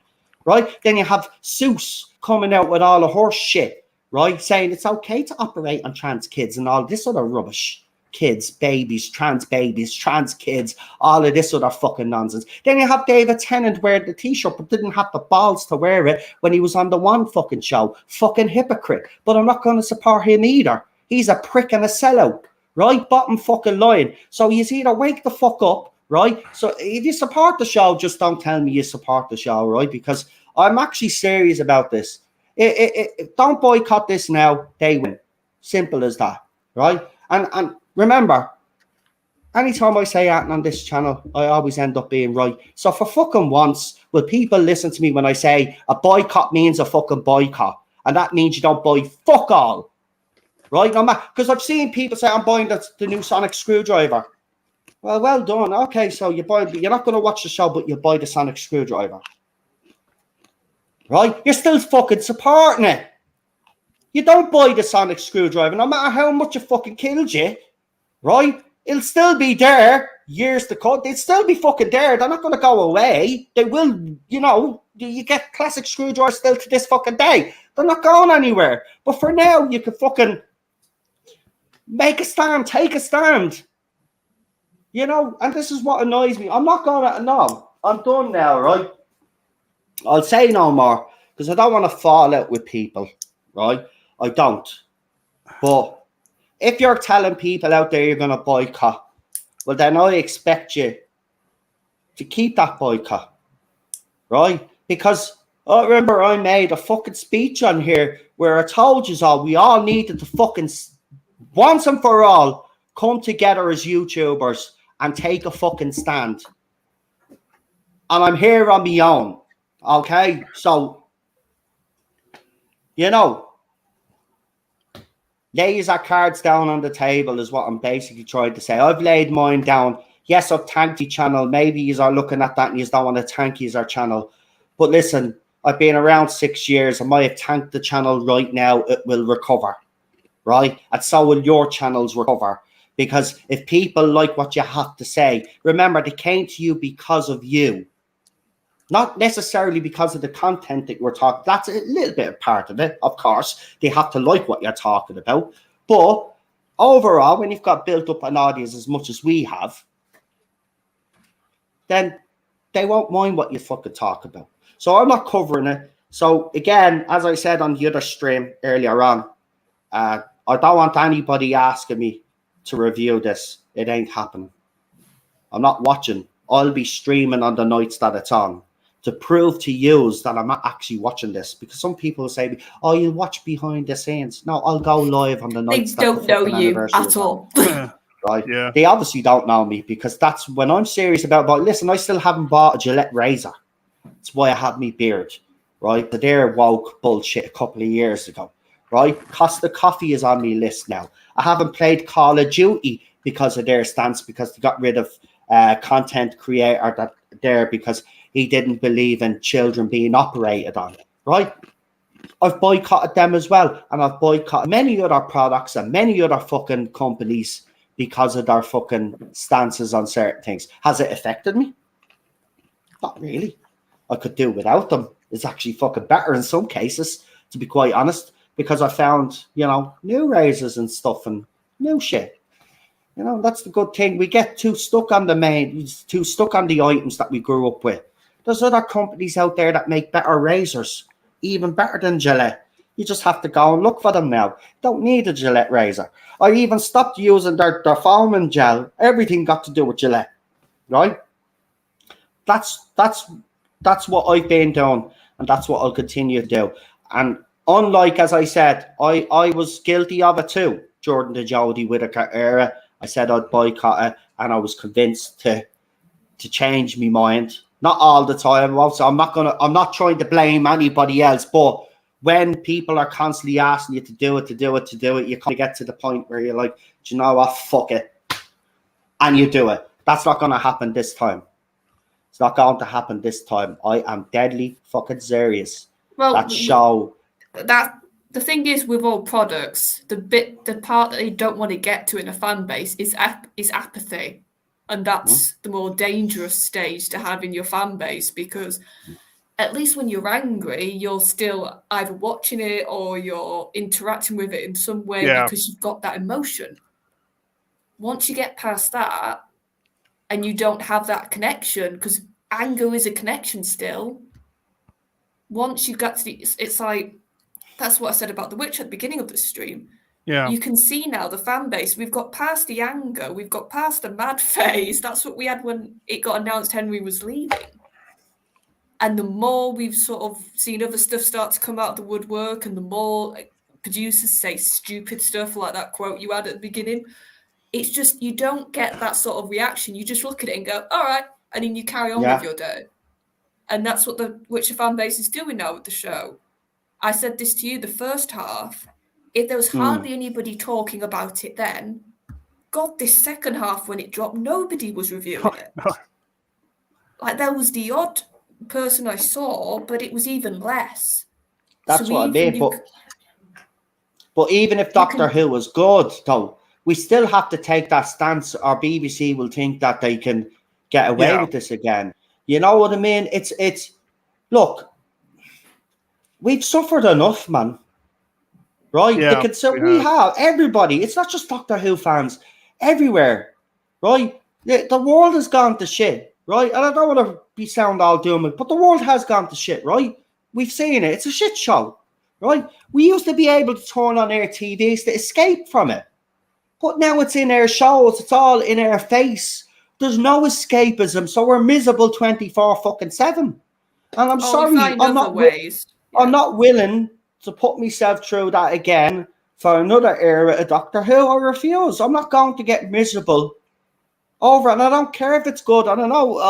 I'm pretty sure that this will be the time that I take a stand where Doctor Who probably will end up being good and I'll look like a fucking idiot. But you know what? I don't care. It's a stand worth taking, because that organisation, BBC, is rotten to the core, folks. Oh, tell me about it, yeah. I knocked my camera out there just for a second because the comments go up faster if I do. So I want to read some of this. Yeah, I kind of gave up on The Rock after a few stunts he pulled against the fans. I know he's a prick, man. He's a prick, right? And let's be honest about it. You know, it's like Mark Hamill as well. I want to talk about that twat in a minute. Yeah. But Mark Hamill saying, "Oh, don't tweet. Oh, don't put any messages up on X because, you know, we're making a protest." I tell you what, Zuckerberg and Ron Perlman and that gobshite that played the Hulk, because I can't think of your name right now. Ruffalo. Mark Ruffalo, he's a bunch of fucking crybabies. This is what I'm going to say to you, right? If you don't like the way X is being run, right, I suggest you get off it. And the reason why I say that is because every single fucking person on Twitter is sick and tired of his constant moaning and fucking bitching every time he does something. If the fucking, here's one of you fucking hypocrite cunts, right? If the fucking app is so fucking right-wing toxic as you claim to be, well then what the fuck are yous all doing on it? Exactly. Get the fucking boat, right? Not tweeting. It did absolutely fucking nothing, you bleeding gobshite. You has been, right? You're in one successful fucking franchise and you've been riding off the coattails for years. Let's be fucking honest, right? He's a shit actor that happened to fucking strike gold with Star Wars, and people need to stop blowing smoke up Luke Skywalker's ass because the man Mark Hamill is a fucking twat. He's a better voice actor. He's a better voice actor than an actor. Oh, yeah. He can't act. He could never act. That's my point. He got lucky. That's my point. He's not good on screen, but he can do voice work because it's a different skill set. Brilliant. Yeah, totally different. Anyway, this stream is probably going to be limited, but who gives a shit? You think? Yeah. Who gives a shit? I'm being honest and brutally honest with you. And that's the way. Listen, I'm going to be like this from now on. This is the way I'm going to be brutally honest. I'm not. My shackles are off now. I mean it. Like, people want to send a message to BBC. Well, then do the right fucking thing this time and don't back down and don't be buying their merchandise, because that's it. Like, seriously, man, you shouldn't be buying it. And the organisation's rot to the core. It's indoctrinating your kids. Yeah, I know. I mean, I just don't get it, man. I just don't get it. He's all complaining about the rumoring that goes on social media and in these shows, but yeah, these are still going out and buying the merchandise connected to these shows. I mean, cop on. It's either full boycott or you just watch the fucking thing. And I'd rather you just watch the fucking thing and be true to yourselves instead of pretending that you're going to boycott. You know, that's the issue I have. Right? If you're going to watch, just fucking say you're going to watch. Buy the merchandise. You know what I mean? At the end of the day, we'll judge you silently. Right? But I won't say that. It's your right. If you want to watch Doctor Who, go ahead, watch it. I'm just saying, if you do, you're supporting an organisation that covers up for people that do despicable things. Right? And how many times does that organisation get away with it before you all genuinely say, okay, we've had enough, we take a stand? And that's my point. The Budweiser ad campaign, Bud Light should have shown you that boycotts work. And this should be the motivation, right, to do this. But I may as well be talking to that wall that I'm looking at right now, because that's the way it is in this fandom lately. People say a lot of stuff, but they never really go through it. And I'm guilty of it as well in the past. But it hasn't been the case for, say, at least over a year anyway. I've kept to all the boycotts and all the shit that I said I was going to do, and I'm sticking to this one, right? And on top of that, RTD is not going to talk to fans the way he spoke to fans and think that there's going to be no consequences. And the consequences is he has lost me as a viewer. Now, I know for a fact that RTD wouldn't want me as a viewer, because he's made it very fucking clear that people that, you know, question his opinions or his point of view are right-wing Nazis or whatever fucking label that he wants to label me, right?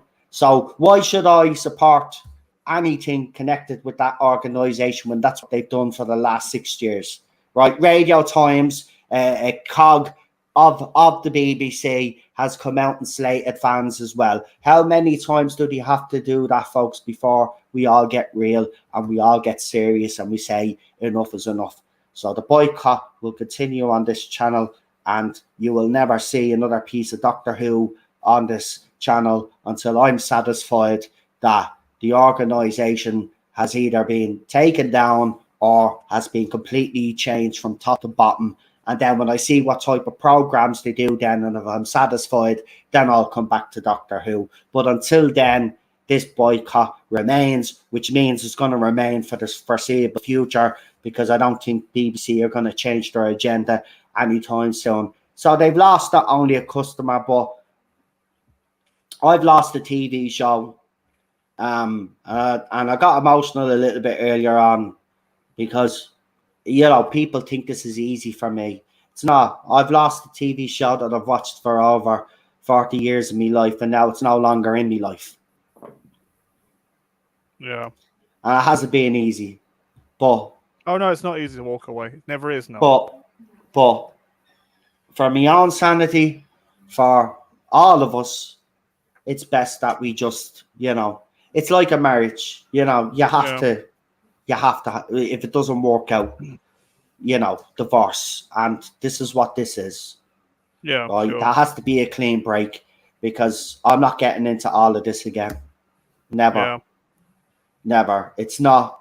I'll be live when that 60 is on, and we will be talking about other stuff. And you will see me here live. And I'll make sure that the streams are actually on the times that the anniversary is on. And of course, as my Skybox is disconnected, and just in case anybody doesn't believe me, I'll just give you a second there.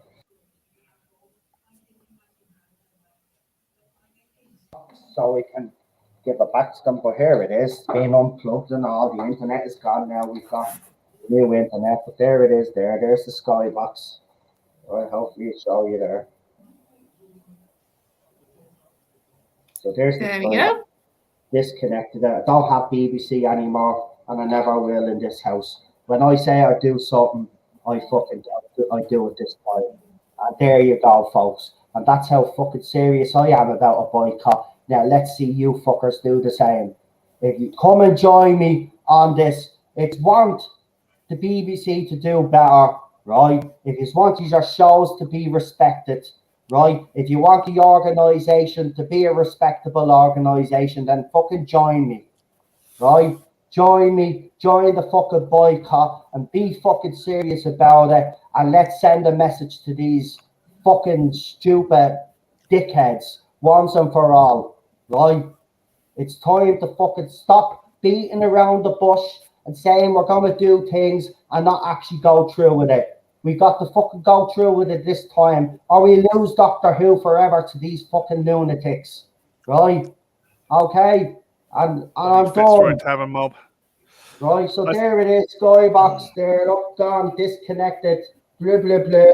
Over there you fucking go. Nobody gives a shit about you. See, don't even have TV in me gaff. That's how fucking serious I am. I watch everything on my laptop. Right? We pay, and by the way, just in case anybody, we pay for our streaming services because you can get the apps on your computers and your phones. So that's how we watch. We pay for the apps that we want, right? But obviously not the ones we're boycotting because, there's no way that I'm getting Disney Plus or fucking Netflix. Again, we got rid of those. At the time of Cuties, we got rid of Netflix. It's all right, they're getting rid of themselves at the moment, watching The Witcher on Netflix, and all the big YouTubers that said they were going to boycott Netflix, they didn't, because they were still watching and reviewing the show. So they're all hypocrites, and this way I have no time for them anymore. You either fucking boycott and stick to a fucking boycott, or you stop being a fucking lawyer and just fucking tell everybody you're going to review it and you're going to watch it and all of this fucking shit. It's at least then I'd have respect for you because you're fucking laid your cards out on the table. Hi, Lotov. Hey, buddy. So, there you go. That's the rant done. I didn't mean to go on a rant, but I'm loving this. It's been a while since I had a good fucking rant. It's about time. But I tell you, man, this is it now. Right? No more messing with me now. No more fucking beating around the bush. I'll say it as it fucking is on here until I get kicked off it. That's the way I'm going to be. I'm going to be brutally honest with everybody. So you either join me for that boycott, or you just tell your audience out straight that you're going to be covering it and you're going to be buying their merchandise and stop being a hypocrite while telling everybody backstage that you're going to boycott. Right? I don't mention names because it's not my place, but you really need to fucking take a long, hard look at yourselves and say, stop conning your audience. You either boycott or you don't boycott. It's as simple as fucking that. Right? And as I said, I'd have respect. More respect for you if you just came out and told you, we're gonna review the show. We're going to watch the show week in, week. I'd have respect for you. More respect for you if you did that, rather than tell me and others out there that he's are going to boycott, but then he's going to buy merchandise. I don't subscribe to that shit, right? Yes, screwdriver looks deadly. I was even amazed by it, right? I even said to Cheryl originally at first, you know what, I wouldn't mind that screwdriver, but I'm not going to fucking buy it. I'm not going to get it. I love it. He knew exactly what he was doing with that trailer. I loved it, but I can love it, but I'm not going to put my hand in my pocket to buy it. And I won't even buy it off one of these other people because they've already paid the fucking money for it to the BBC. So, you know, you're still fucking, you know what I mean? You might be paying them, but you're still kind of, you know, the money is already gone to BBC.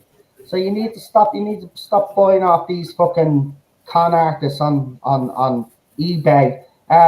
Give you a laugh. That sonic screwdriver that we're talking about, the new 14 Doctor screwdriver, it's on eBay, and someone has it at €889. Yeah, I saw this. Yeah. The screwdriver worth 20 quid, folks, or something. 25, 30 quid. Yeah. We're selling it not even 10 times, more than 10 times its value. More than 10 times. 800, nearly 900 quid. It's like, to put that in perspective, that's what you pay for like a gaming console, like a PlayStation or something of that type. That's the sort of prices they go for. But I mean, Jesus Christ, how they're able to get away with it though. I mean, there's nothing that the stores could do, I suppose, after the screwdriver leaves their premises, but there has to be their foot down with some sort of law. I mean, eBay themselves should take some sort of responsibility there and say, right, so the screwdriver's worth this, but they've marked it up in price like more. You know what I mean? There should be a certain that you can only raise things a certain, because if you put it on eBay, you want to make a little bit of profit. Nobody's denying that. But to literally make over 800 quid profit because the screwdriver only costs about 30, 40 quid, right? They're selling for 889, which, by the way, 33 bids went in for that screwdriver. So that just goes to show you that, unfortunately, there does seem to be a fucking want, and this person that's clearly selling it is exploiting these people. But there's 33 bids. But eBay, in my opinion, have a responsibility. There should be a cap off. For every item that you put on, you can make, say, €50 profit from the original price or whatever. And you should have a cap rather than have something you can put whatever you want profit on 800 fucking, sure, 800 quid, man. It's a plastic fucking sonic screwdriver. Well, the thing is, I forget, was it character options, that's it. The problem was they didn't limit it to one person, one purchase, pure person. So you can guarantee, like, these scalpers got 10 ton. And because if they buy loads of, like, this happens all the time, a limited item comes out, scalpers buy loads of them, so then the demand is higher because they've already taken a load of it to sell later on. So I just think across the board, I agree with you. These, not so much eBay because they couldn't really do it, but these people making these specialist sort of limited items should just across the board say one purchase per person. And that but hold on, there should be an algorithm. Yeah, I know what you're saying, eBay, but with today's technology, there's algorithms out there that they could put into eBay's system that would stop people from doing exactly that. I don't think eBay gets away with this too lightly, to be quite honest with you. Yeah, I do agree with you. I think at government level, there should be clear laws there. I'm just saying social media companies. Yeah, there should be something that anybody who's selling these specialist items originally, who are making them, they should have one purchase per person. That should just be a rule across the board. Don't worry, the camera hasn't gone. I've knocked it off deliberately. I'm getting sick of looking at my face. So there you go. Money messing. I'm just having a quick puff. We got Hello, we Leland got some in new the friends. chat. Hello, Leyland. Got Scottish Stavros in the chat as well. Welcome, Daniel. Welcome. Yeah, Daniel was accused of being a stalker.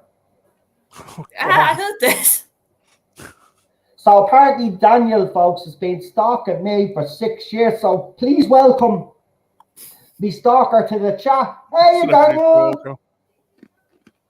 Yeah, he got accused by a stalker, ironically, Of by the being a most stalker. stalkery person on Twitter, which I found quite funny. But Daniel's response obviously was gold, as it always is. But I did find it very funny that Daniel, of all people, is accused of being a bloody stalker.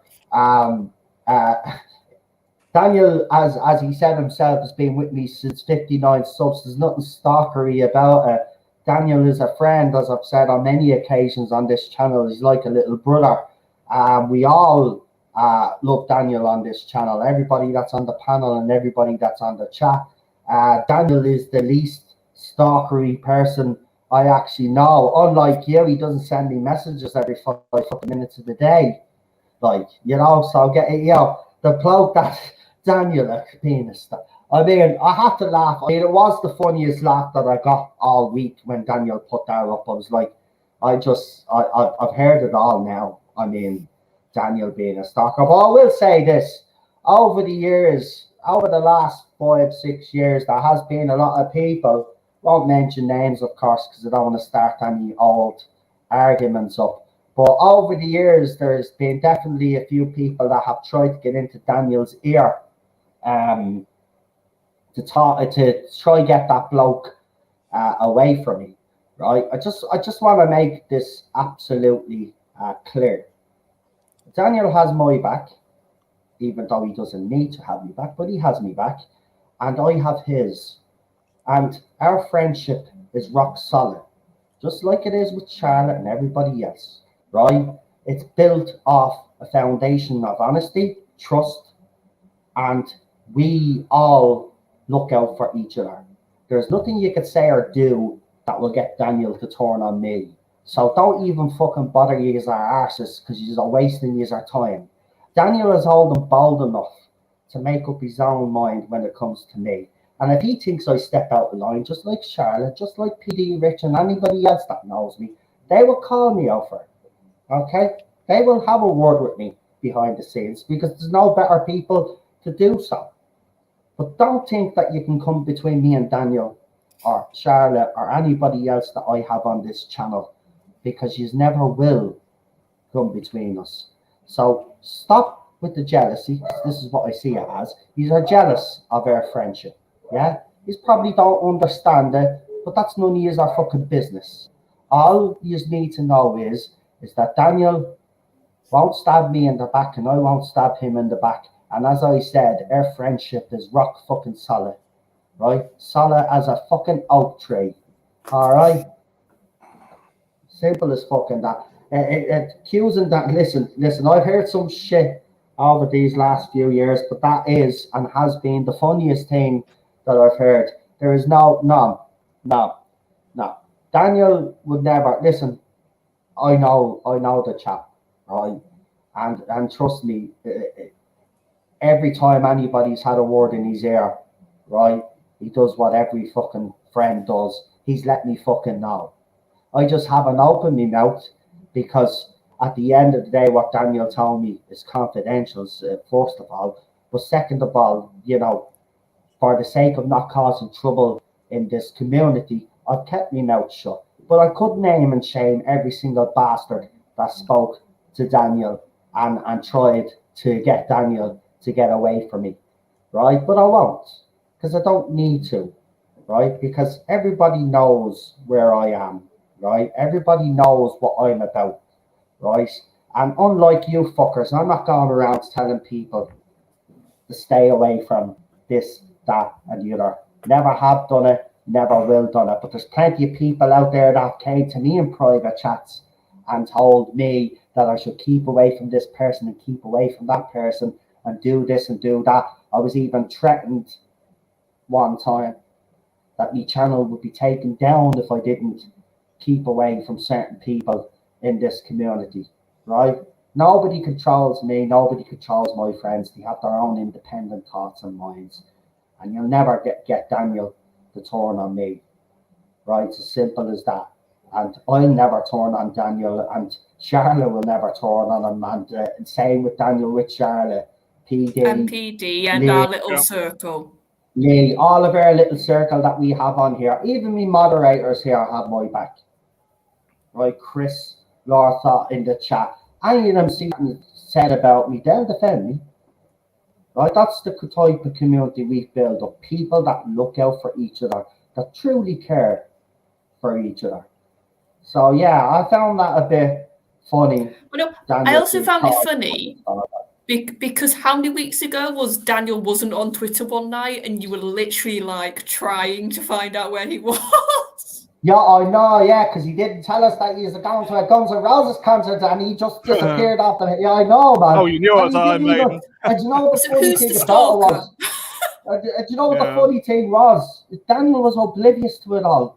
He was like, "What? I just went to a Guns N' Roses." Daniel, like, we were all worried about you. We thought you were... Something bad had happened. Like, you just disappeared, didn't say goodnight, nothing, and just disappeared. Yeah, it's Sean from the Nerdaholics started all that shit with me anyway. But he comes to me, "Have you heard from Daniel? He hasn't been on and such and such." Then I go, shit, he actually hasn't been on. Then I text Spleed and Queen Charlotte.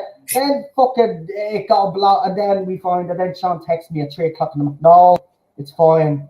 He was at a Guns N' Roses concert." I was like, "Yeah, fucking little prick." Right? And then the next day, Daniel's acting oblivious. He doesn't realise that everybody is being worried about him. And then he goes, "No, I was at a Guns N' Roses concert." I was like, "You little shit."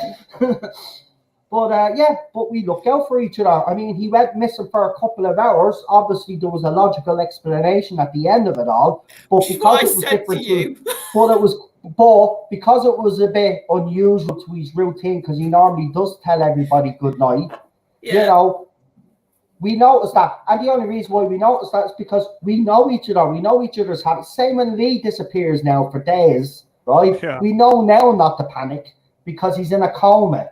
You know, he hibernates for 2 or 3 days because he's literally up for about a week, you know, he doesn't doing sleep. what he's doing. And then he bottoms out then. He needs a rest and then he goes missing for 2 or 3 days, you know? So we know each other very well. We know when we know exactly each other's little habits and stuff. And because, you know, Daniel did something that was completely not normal to his habits, everybody did panic. Well, I panicked. Queen Charlotte was grand. I mean, Jesus Christ, she was the best person to fucking talk to anyway, because Sean had me all panicked, and I know he didn't mean to, but he was worried as well, because Sean really looks out for Daniel as well, as you know. But when John said that, and then I went to check, I went to the worst thing, because I think we're all like that. We just think of the worst fucking thing. I was like, "Oh, for fuck's sake, no." I was even to Charlotte, I've got, Charlotte can't handle, no. And Charlotte was as calm as that. It's probably nothing to just, it's Daniel and all this, and then it was fucking fine. But next time you go to a Guns N' Roses concert or any concert for that matter, you know, and you don't say goodbye, will you? So we all know. On Twitter, put on Twitter in capital letters, "I'm going here tonight." Fuck's sake, man. But he was oblivious to it the next day. That was the funniest thing about, because I said, "Watch, the little shit won't realise that we're all worried about him, right? And I say to you, Charlotte, I says, we'll laugh about this tomorrow," because I was getting so panicked, and said, we'll laugh about this tomorrow probably, but I'm a bit and we did. We had a good laugh about, but what made it even more funny was the fact that he was oblivious to it. He didn't really. He was like, "Yeah, I was at Guns N' Roses," and I was like, "You little shit. Is that all you've got to say after being worried about you were at Guns N' Roses concert?" Or you even text him. Because my message on Messenger to him wasn't like, "Oh, where are you?" It was just like, "How's your day, Daniel?" And then I was like, "I'll get a response when I get one." Day afterwards, I got the usual, oh, I was out doing this, it was great. So I was like, okay, he's fine. What can you do, man? Oh, he's mad. He's mad. Anyway, he was safe. He enjoyed his Guns N' Roses concert, and that was the main thing. Anyway, so like, it's all good. It's all good. Bit of a laugh we could have anyway. But that's what I'm saying. The point I'm just trying to make is, if one of us go out of our routine, like the normal that we're all used to, people will talk to each other and see if everything is all right. There will be communication because that's how much we care about each other. And that's the difference between us and most people out there. They all pretend that they care about each other's welfare and all that, but we genuinely fucking do, So there you go. So if there's anything else you guys want to add before we head off tonight, I'll let you just really quickly. Hopefully this week, like near the end of the week, I'm going to see Oppenheimer. So if I do see it, I'll let you guys know if it's good or bangs. They should get the Oscar for the biggest bang. They should. Listen. If Oppenheimer doesn't get nominated for any Oscars, then the movie industry is dead. Simple as that. It's a Nolan flick. It'll get something. It has to get something. Listen, based on history, I haven't seen it yet, right? But when I do watch it, I know it's going to be a movie that I'm really going to enjoy because I like those historicals.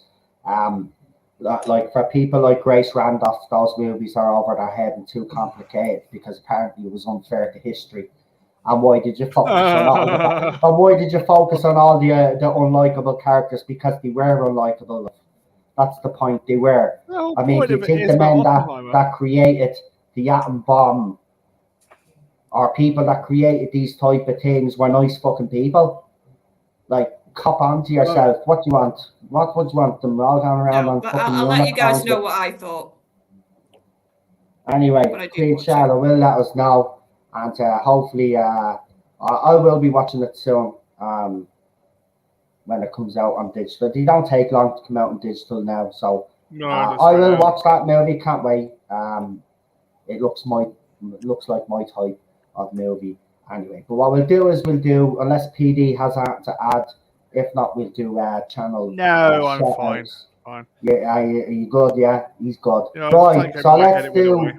What you say, mate? Huh? Something came into my head and it just went away. So no, there's something out there, but I can't remember what it is. Happened to me as well. I think it's the old age. We're getting older, mate. We're getting older. Say nothing. We have to pretend that we still have our faculties about us. Unlike a US president. We'll say no more on that senile fuck. Anyway, let's do our channel shout. So, by the way, Friday Night Contact is going to be a fucking whopper show because we've got plenty of shit to give out about. So, come and join me for that. And also, we'll have some funny stuff as well because we don't just moan and bitch on this channel. We actually talk about some good stuff as well. And I do have some funny little things coming up to show you as well. So, look out for that on Friday. So, what we'll do is we'll do channel shout outs and we'll start with the one and only Queen Charlotte. Yep, so you'll catch me on Type 40, which is now, because Dan popped in before and you could see it's a bit of a rebrand. It's Type 40 from the Spacebook, and then he's got another channel which is the Spacebook 2, which is doing all his non-Doctor Who sort of reviews of the listed streams and other things, so watch out for that. But you'll catch me on the Type 40, both live. We're on a mini break at the moment, but then we'll come back and some podcasts. And then you'll catch me on Daniel. We're going to at some point do just a nice chill sort of relaxed stream where we just chat to each other. So that's Scottish Davos and Friends Wrestle with Pop Culture. And you'll catch me here. Okay. Fantastic. PD, it's your turn. Okay, my Dan's channel name right, but don't hold me to it. Jeez, everyone keeps changing their names every 5 minutes. I got to change mine to Brittany, eh? Give me more. Give me more. If someone would hit me one more time, might wake me up. You can normally find me, as I always said, on the Rabbi's channel. Sorry, Daniel, I'll put your channel in a second. Sometimes I go on Dan's when Dan needs the specialist to talk about Star Trek or something. And you normally find me here. And fantastic. Jack and Gobby as well. Fantastic. And you can catch me here where I'll be talking about random shit, as you've seen. To this week, I've discussed Cardi B and the farce of a concert where she wasn't singing live and hit an audience member, a fan, I should say, with her mic. Turned out then that she wasn't actually singing live, she was lip syncing, and she was exposed. The fan did throw ice at her, but I thought Cardi B's overreaction of throwing a heavy metal mic at someone was a bit over the top. But coming from a scumbag like Cardi B, and she is a scumbag, make no bones about it. The woman's been literally in the press with her feud with who was that other bleeding complete nonce. What's her name? That other bleeding Illuminati bitch. Can't think of her name. Anyway, the big feud. She's got that type of personality. She's a bit of a monster, to be quite honest with you. So I'm not surprised, but you know, I exposed her in the fact that she was lip syncing, and I do ask in that stream. So if you want to go and leave a comment, please do. If you go to a live concert, should the performer that you're going to see be performing live, or should they give their money back for lying to the audience? But her behaviour is despicable. It's not the first time that she's shown despicable behaviour. So, you know, people like that I do not have any respect for. So if you want to go and listen to what I had to say about that, please do. Today, we spoke about Lizzo, because Lizzo is in the news and she will feature heavily on Friday Night Contact. But Lizzo has been accused of all sorts of disgusting and vile stuff, including bananas. Sticking bananas where the sun don't shine, and then apparently getting people, or she may have eaten those bananas from those performers. Also, the biggest revelation of all of this hasn't been the fact that she may have SA'd some of our dancers, but the fact that she went around and fat shamed her dance crew. Now, this is a woman that's been all over television, all over magazines, talking about this body positivity and how being obese is actually beautiful and all of this. Well, if it is, Lizzo, then explain to me why you are fat shaming people that were even smaller than you. Yeah. See, the problem with Lizzo is she actually hates herself. She knows that she's obese and she's overweight. She weighs 300 pounds. And rather than actually get up off her arse and do something about it, you know, she does stuff like this. Now, this is another person that Disney have hired. This is another person that has been exposed for being a vile person. And again, I would say to all you people in America and all over the world that are thinking of watching Doctor Who on Disney Plus, why would you want to support an organization that hires people like that? They literally got rid of the biggest predator in Hollywood and locked them up. Yeah, they seem to be hiring them now. Yeah. Right? And also hiring people of questionable nature, including Ezra Miller and Amber Heard. Okay, this is Hollywood in a nutshell. So why would you support any of these organizations? So again, if you're serious about a boycott, you know, and I say to the American audience out there, well, Doctor Who's going to be on Disney Plus. Do you really want to support an organization that hired a person like Lizzo, right? And all of the other scumbags that they've hired and have recently been exposed. And that's the point I'm trying to make here. Yeah, it's time to take a stand, you know, because if not, this gets worse and then there's more people. And trust me, we all know this, right? We all know that there are plenty of Hollywood stars right now that are watching their backs, right? Yeah. Because they've got dirty closets, if you know what I'm trying to say, right? And their days or months or years away from it, but hopefully it doesn't take years. But there's a change lately happening in Hollywood. You've seen it with that movie coming out talking about human trafficking, especially with kids. The Sounds of Freedom, stuff like that. Other actors and actresses have come out and said that their movies are also going to exploit. So some of the Hollywood elite have separated from the scum. And they're trying to talk about it. And they're trying to talk about it now.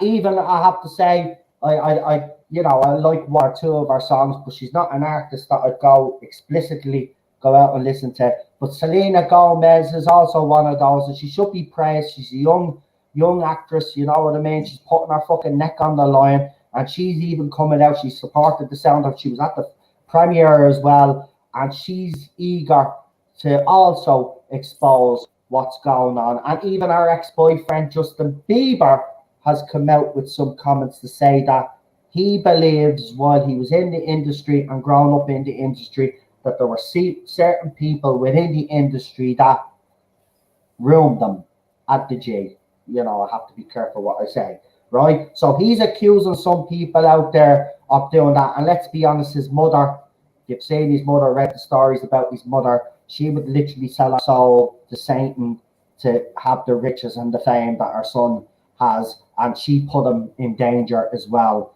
And by the sounds of what Justin is saying, you know, his mother put him in harm's way, and that's another debate about all of these. But Ellen is responsible for bringing him to the public domain. Then you've got the Cash Me Outside girl. She's famous for no fucking reason.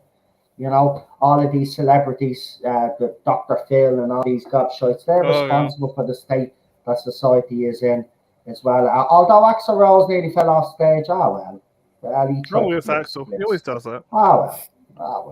You know, who was that rapper? Was it a rapper? He ran out into the crowd to try crowd surf, and they all moved out of the way, and he went flat on his face, like you see in the cartoons, and everybody was breaking their bollocks. And that was it. Sam Smith.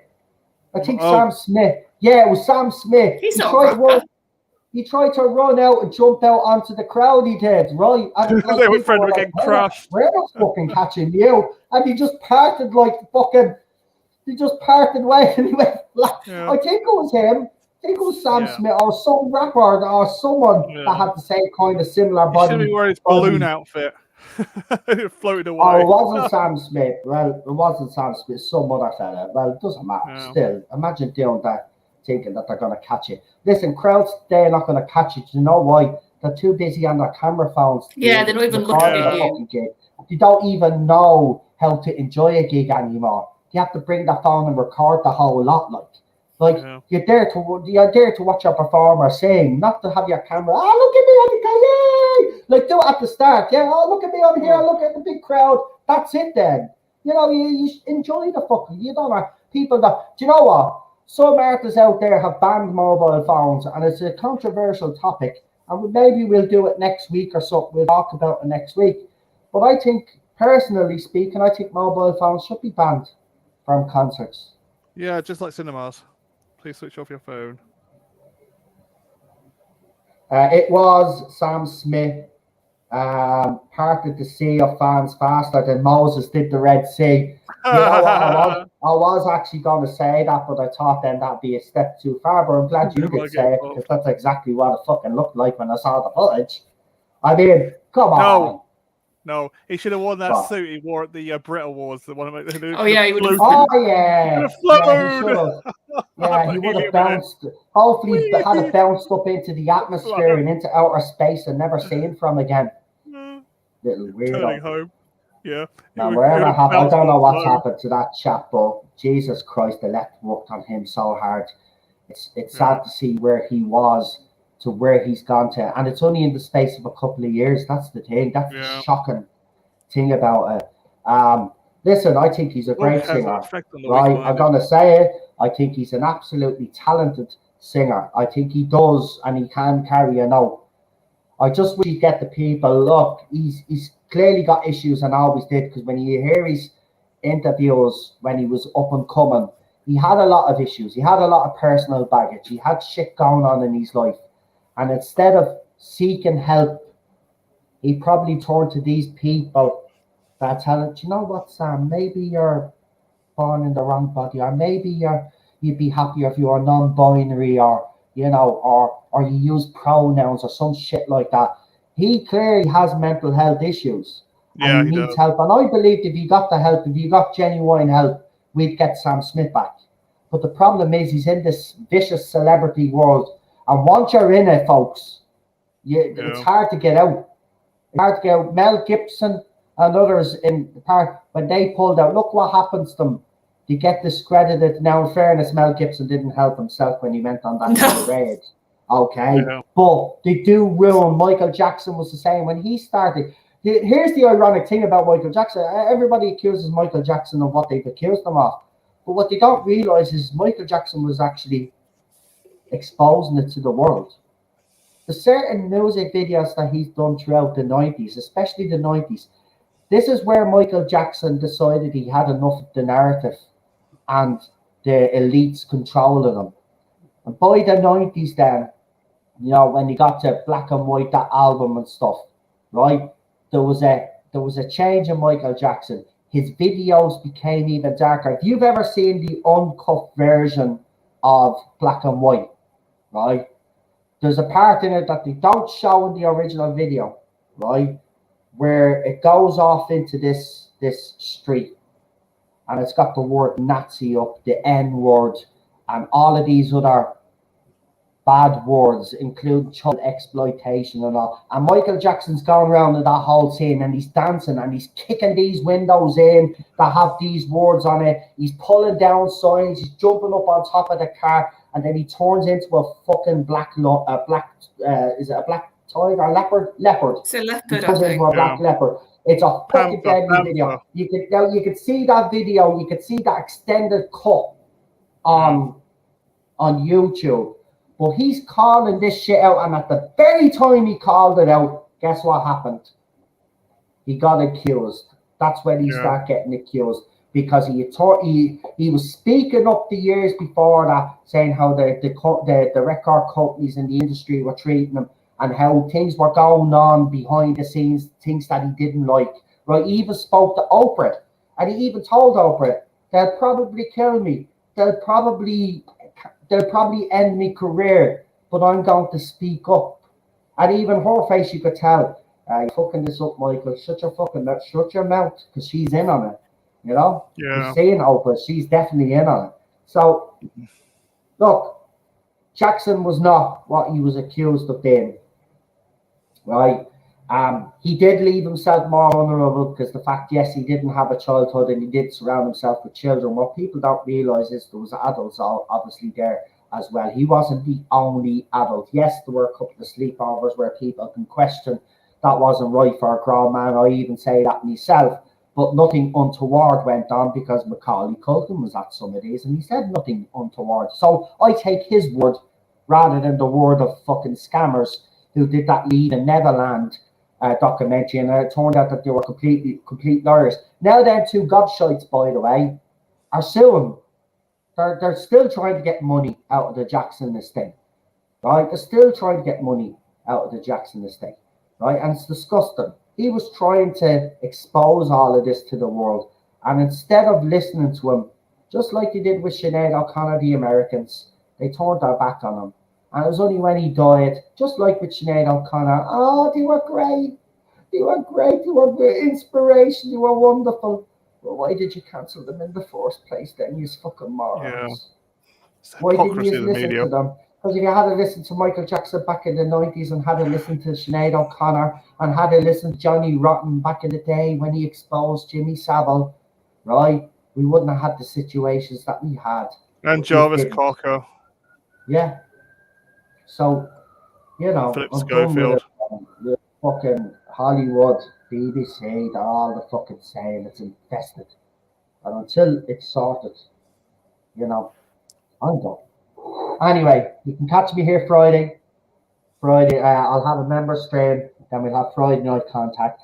And then I'm over on the Man United channel, because season's starting up soon, so I'll be on that channel quite a lot now in the next couple of weeks. And I do the odd gaming stream on the other channel. I'm trying to juggle all three channels right now. I'm just going to be honest. Rumble is right now. It's just on hiatus, because I'm in the process of talking to people, because I want to do something completely different on there. I've got to do it in my own country, as I said. I want to bring on guests that are going to be running for local elections and stuff like that. People that are reporting the truth, citizen journalists that are talking about what's happening in the country. I want to give them a chance to come on and tell you, all you guys, whoever follows me on Rumble, the state of Ireland and what's going on in this country. Because I think people will be very interested to hear what's going on in this country, and also what the Irish people are doing to combat what's going on. So that's what I want to do on that. So right now, you know, I'm talking to a few people to try, because the way it is with these people, especially if they're fighting different causes, they're very careful what platforms they come on. They're very wary about who they talk to.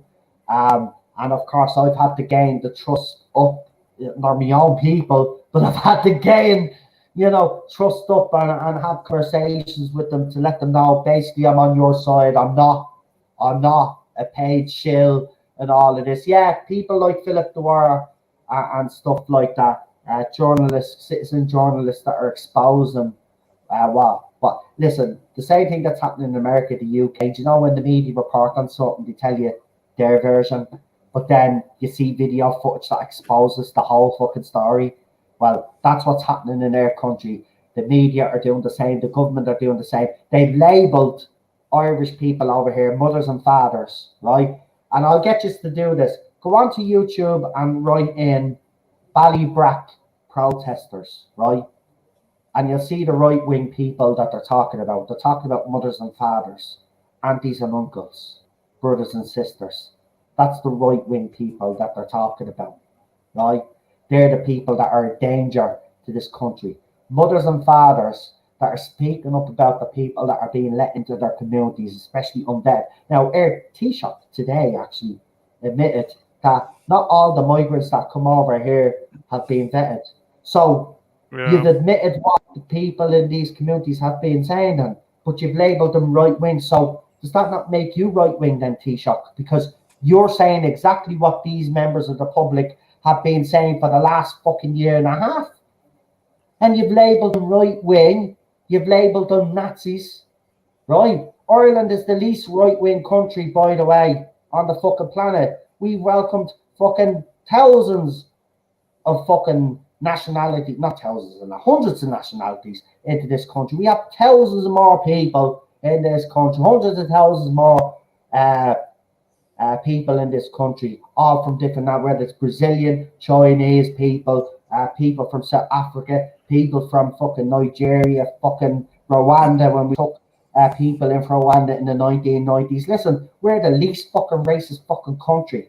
And yet, so that's why I want to do that on Rumble. I want people to see what's going on in my country, what's being done about it, the people that are actually involved in the front line, and why they decided to do what they do.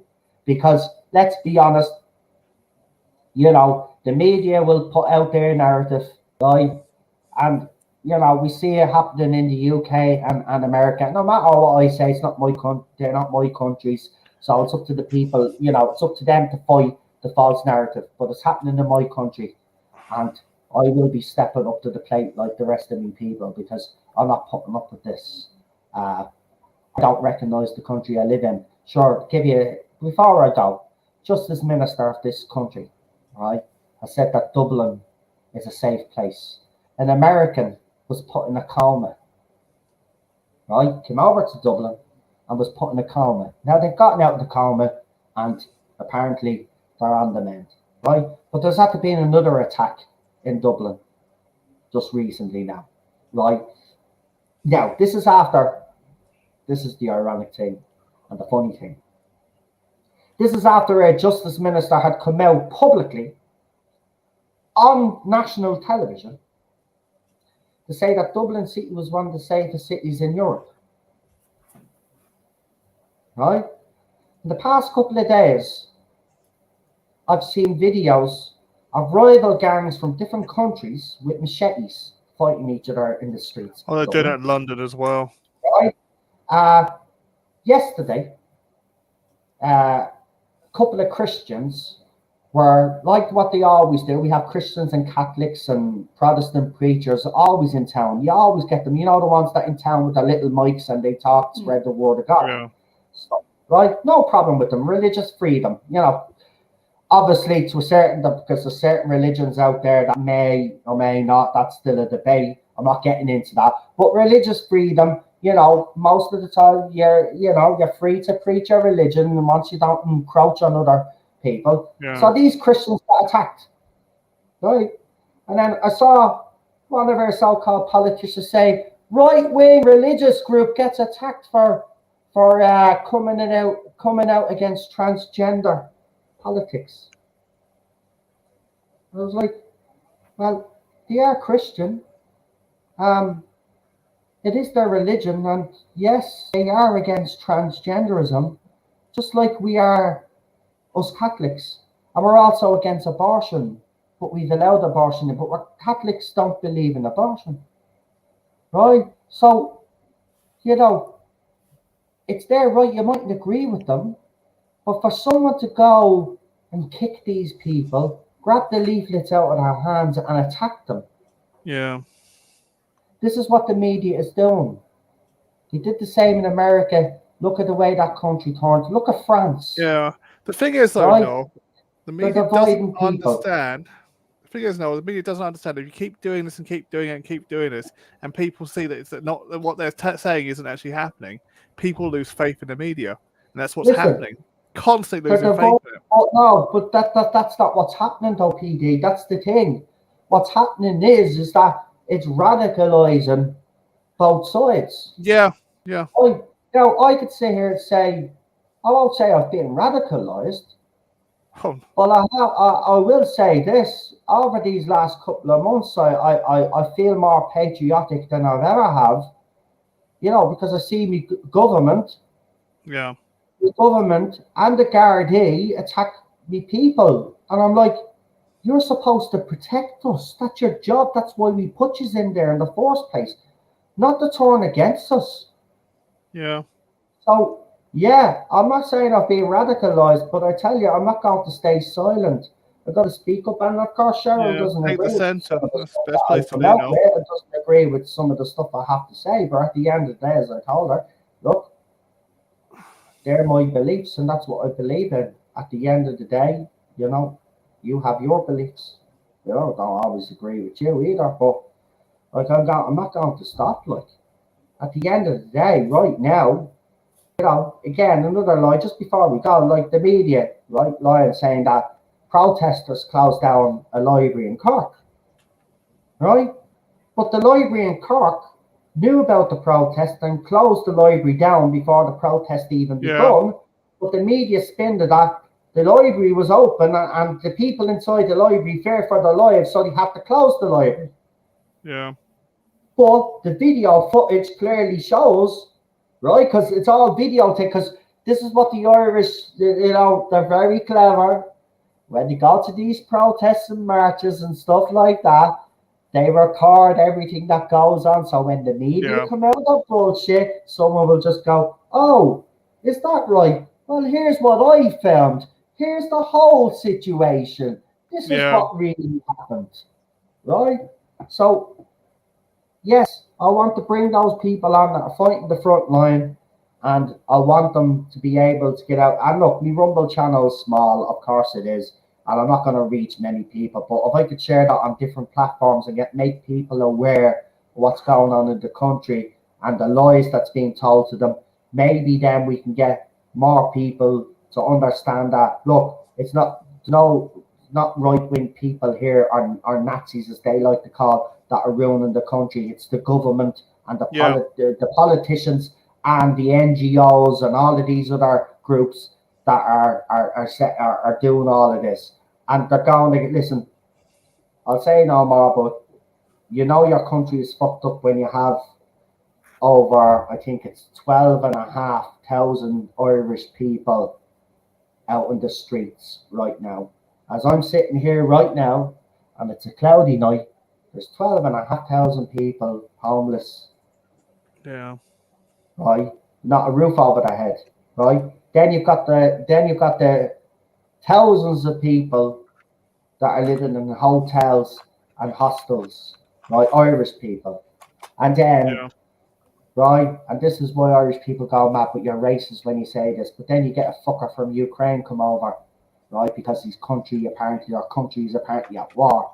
And then they're given a free gaff with all the mod cons, including washing machine and shit. But I moved into this apartment, right?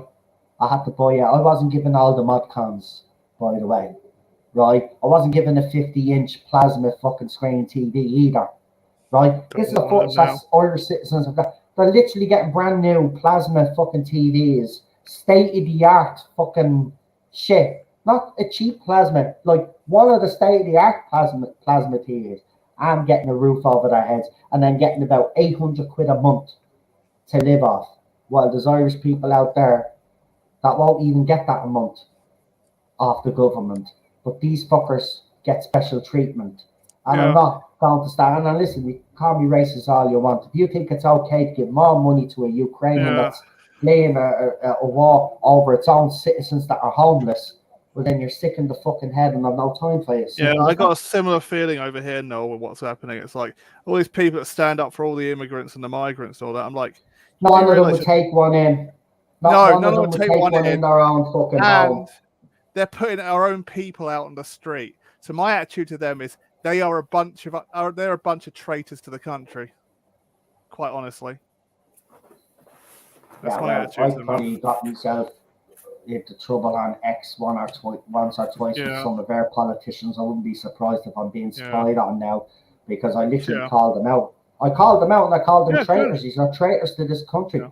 How fucking dare you? You are elected to protect the people of Ireland, and all you're doing is serving the best interests of the NGOs in Europe. Yeah. Don't fuck yourselves. The problem with our Prime Minister is he wasn't even freaking elected. And you know what? Hate to say it, but you know what, Michael Collins and all of those great revolutionaries that I grew up reading about and love, you know, we may as well, I don't like to say it, but it's a fucking fact. We may as well have put the bullet, done the job ourselves, basically, right? Yeah. Because if this is the Ireland, this is not the Ireland they fought for, right? They'd be absolutely fucking ashamed. This country has no problem helping anybody. No. But all we're saying is hang on for a minute. There seems to be more emphasis on helping everybody else rather than help your own. That's it. We got it over here now. Same thing in the UK.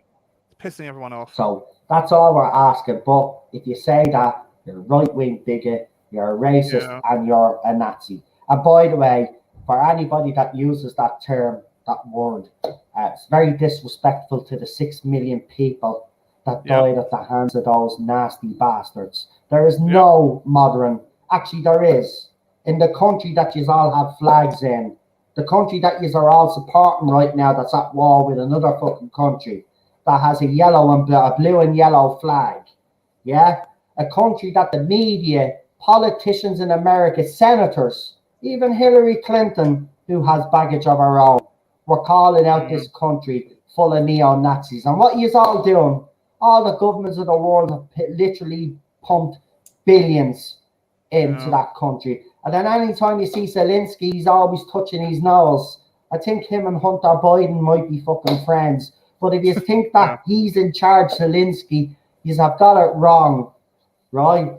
The modern day neo-Nazis are in charge of that country. And that's the reason why Vladimir Putin went in the first place. We should be actually backing Russia and not backing Ukraine, because he's trying to save the world from fucking Nazis. But isn't it a change since World War II, where countries actually fought against an oppressive regime? They're actually fucking defending one now. Yeah. How fucking ironic. These are disgusting. And by the way, you know, I'm not lying about this neo-Nazi thing. You write in neo-Nazi Ukraine and you will see articles from 2018, 2017, where all of these politicians were talking about the dangers of Ukraine and how much neo-Nazism was on the rise in that country. But then as soon as the war broke, it was all swept under the carpet. Now we're all giving money. Wake up. Yeah. Right? And remember, the conspiracy theorists have been right all along. They're no longer conspiracy theorists. The experts have become the conspiracy theorists, and the conspiracy theorists have become the experts because they figured everything out before everybody else did. Okay? They're right about everything that they said. About the jab, about COVID, about everything else that's gone on out there. They've been right about every single fucking thing. So it's time for people to wake up. Anyway, I'm going to leave it there because I don't want to go on a rant about, COVID and all that other rubbish, because you know what'll happen on YouTube. Sure, probably already being marked for, using the amount of bad language that I did. It'd probably be limited, but who gives two fucks? There's another one for you, YouTube. Anyway, as I said, you can catch me here Friday. I'll be on the other channels, so just look out for that. And then when I'm ready to rock and rumble, to do those hard-hitting fucking streams, tell you what's going on. Juno Dawson will feature as well, because Juno Dawson is a hot topic in Ireland right now because of the pedo book that Juno Dawson wrote, aka James Dawson. And I'm actually sick of this. By the way, Juno is not a woman, never will be a woman. They're a biological male. No amount of hormones or operations will convince me ever that that's a woman. Okay? And we need to stop celebrating these weirdos, right? Because again, another, transgender woman went on a murder spree. Yeah, but they lump it into female crimes. It's not a female crime, it's a male crime. You're doing a women disservice when you fucking do that. They're men, they're biological men. You cannot change science, you cannot change biology, no matter what you fucking do. That's it. Okay? Simple as fucking that. Okay? You can identify whatever you fucking want to. And go on your merry fucking way. Right? But leave women's safe spaces alone, the sport alone, and leave fucking kids alone, and then we won't have an issue, okay? So until you do that, there's going to be pushback, and I'll always be pushed back by the public. Because you know why? The public have morals, right? And the public actually don't want a society full of, speedos. If you know what I mean, I'm using a different word for it. That nobody wants a world full of speedos, with their speedo ideology, right? Okay, because that's not a world we want to live in, because it's fucking morally wrong. And anybody thinks that it's okay, you're sick in the head. You should be locked up. In fairness, what I'd like to do to you is I can't say on YouTube, but prison sentence anyway. A locked up, key thrown away, never seen from again is the punishment for anybody like that. But that's the society that they're heading towards, folks. So this is why it's important we speak up and we continue to speak up. And fuck them, right? Fuck their labels, fuck everything that comes their way. Because, as I said, a fight for survival here, a fight for the future of our kids and women is at stake here. Right? Because we regret it. We will regret it. We will, because it's our generation that could do something about it. We will regret this for the rest of our lives if we say or do nothing. Right? All of those kids being mutilated for what? Right? Okay, for what? And I've been shown some horrifying photographs, by the way, up on Twitter. I've had to put a sensitive warning on them. But I've shown you, right, what these surgeries entail, right? And this is what they're doing to kids, right? And remember, they denied it at first. He said no kid was being transitioned. And now we have found out that that's a lie. They also said that puberty blockers weren't being used. Remember, Crystal D had a big go at me because she said I was lying. I was being transphobic, and that's how that stuck. Her and BBC Stooge. Yeah. No, it's when I said to them, they are using puberty blockers. And they are doing this. No, they're not. You're just being transphobic. But it's all being proven, right? This is a crime against humanity. This is sterilization. Yep. Right? And it is. You got to look at it the way it is. It's a crime against humanity, sterilization. They want to really reduce the world's population. This is one of many they tools want to try and make us more in line with the Middle Eastern countries, if you know what I mean.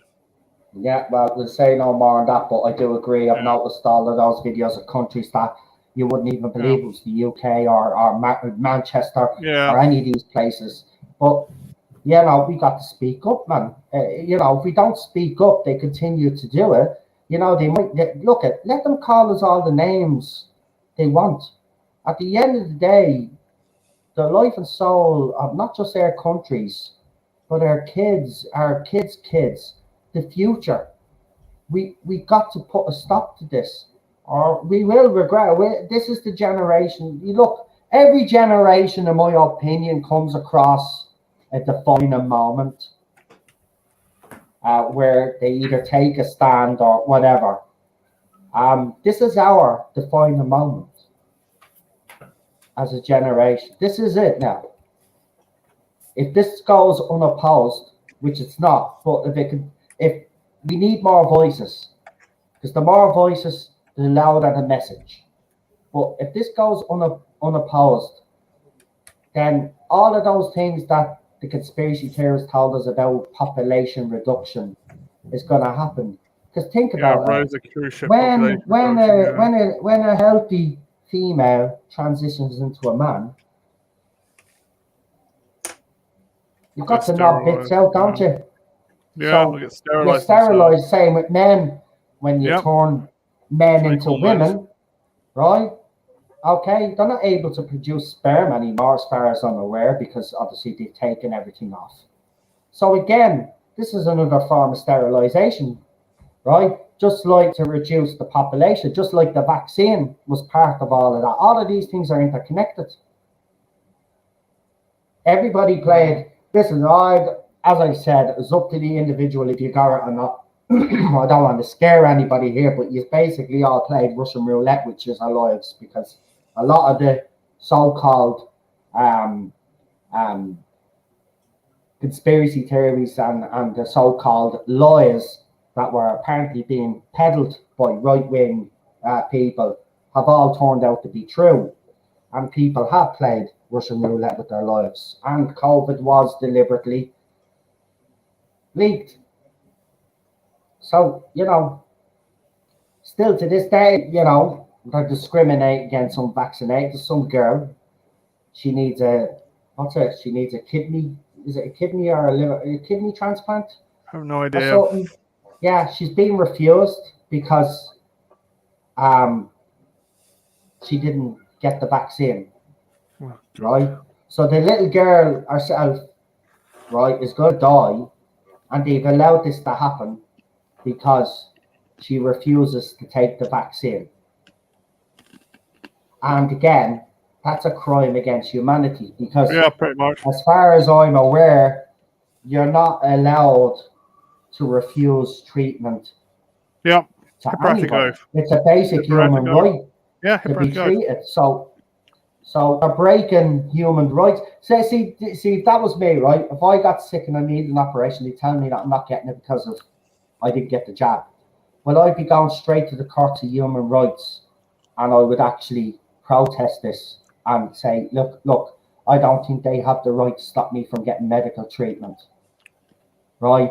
Someone needs to do that, to bring this whole topic into the public domain and the public to demand. Because trust me, only the real scumbags, that the ones that were vaccinated and wear 20 masks, they won't give a shit, and they hope as many will die as they can, because they're scumbags.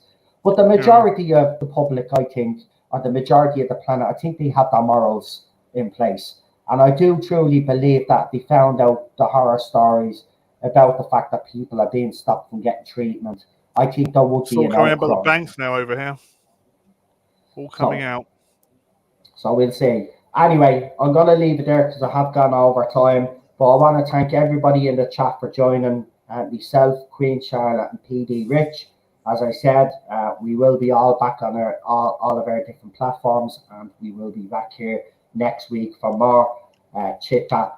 And if you have any topics, again, we keep saying this, but if you guys have any topics when me, Queen Charlotte, and PD are on, and you just want us to talk about anything, once it's not related to Doctor Who, for me anyway, I mean, if you want to ask those guys on the panel, as I've said, I won't stop Charlotte or PD if anybody asks them directly a Doctor Who question. You can ask them, but I certainly won't be answering any questions in relation to the show, the 60th or beyond, or even talk about it in any way. So I said all I had to say today about, and that's it. It's done now. So you all know where I stand now. So hopefully some of you come along with me and stick with me with this boycott. I suspect that I'm going to be, as I kind of can predict these things, I'll probably be alone with I'm pretty sure most of the YouTubers will cover it, and I'll probably be the only one that won't. But hey, you know, what can you do? Hey, no, New York, is it New York? Oh, yeah, the story, yeah. McDonald's house and the hospital cancelled a 5-year-old's operation because they didn't take the jab. At the time, children under 6 were advised not to take it. Exactly. And I think this child was in that remit at the time when the vaccine was out. They didn't have to get it, but now they're basically telling the parents, well, now because she's a little bit older, she's got to take the vaccine. You don't. Your body, your natural immunity, like it's always been. And by the way, Fauci has been exposed anyway. There's a great little video that I threw up on Twitter where he actually says, when he was talking in relation to the flu, that no, don't take a vaccine. The fact that she got the flu and she's fighting it without anything, that's the best cure for any virus, right?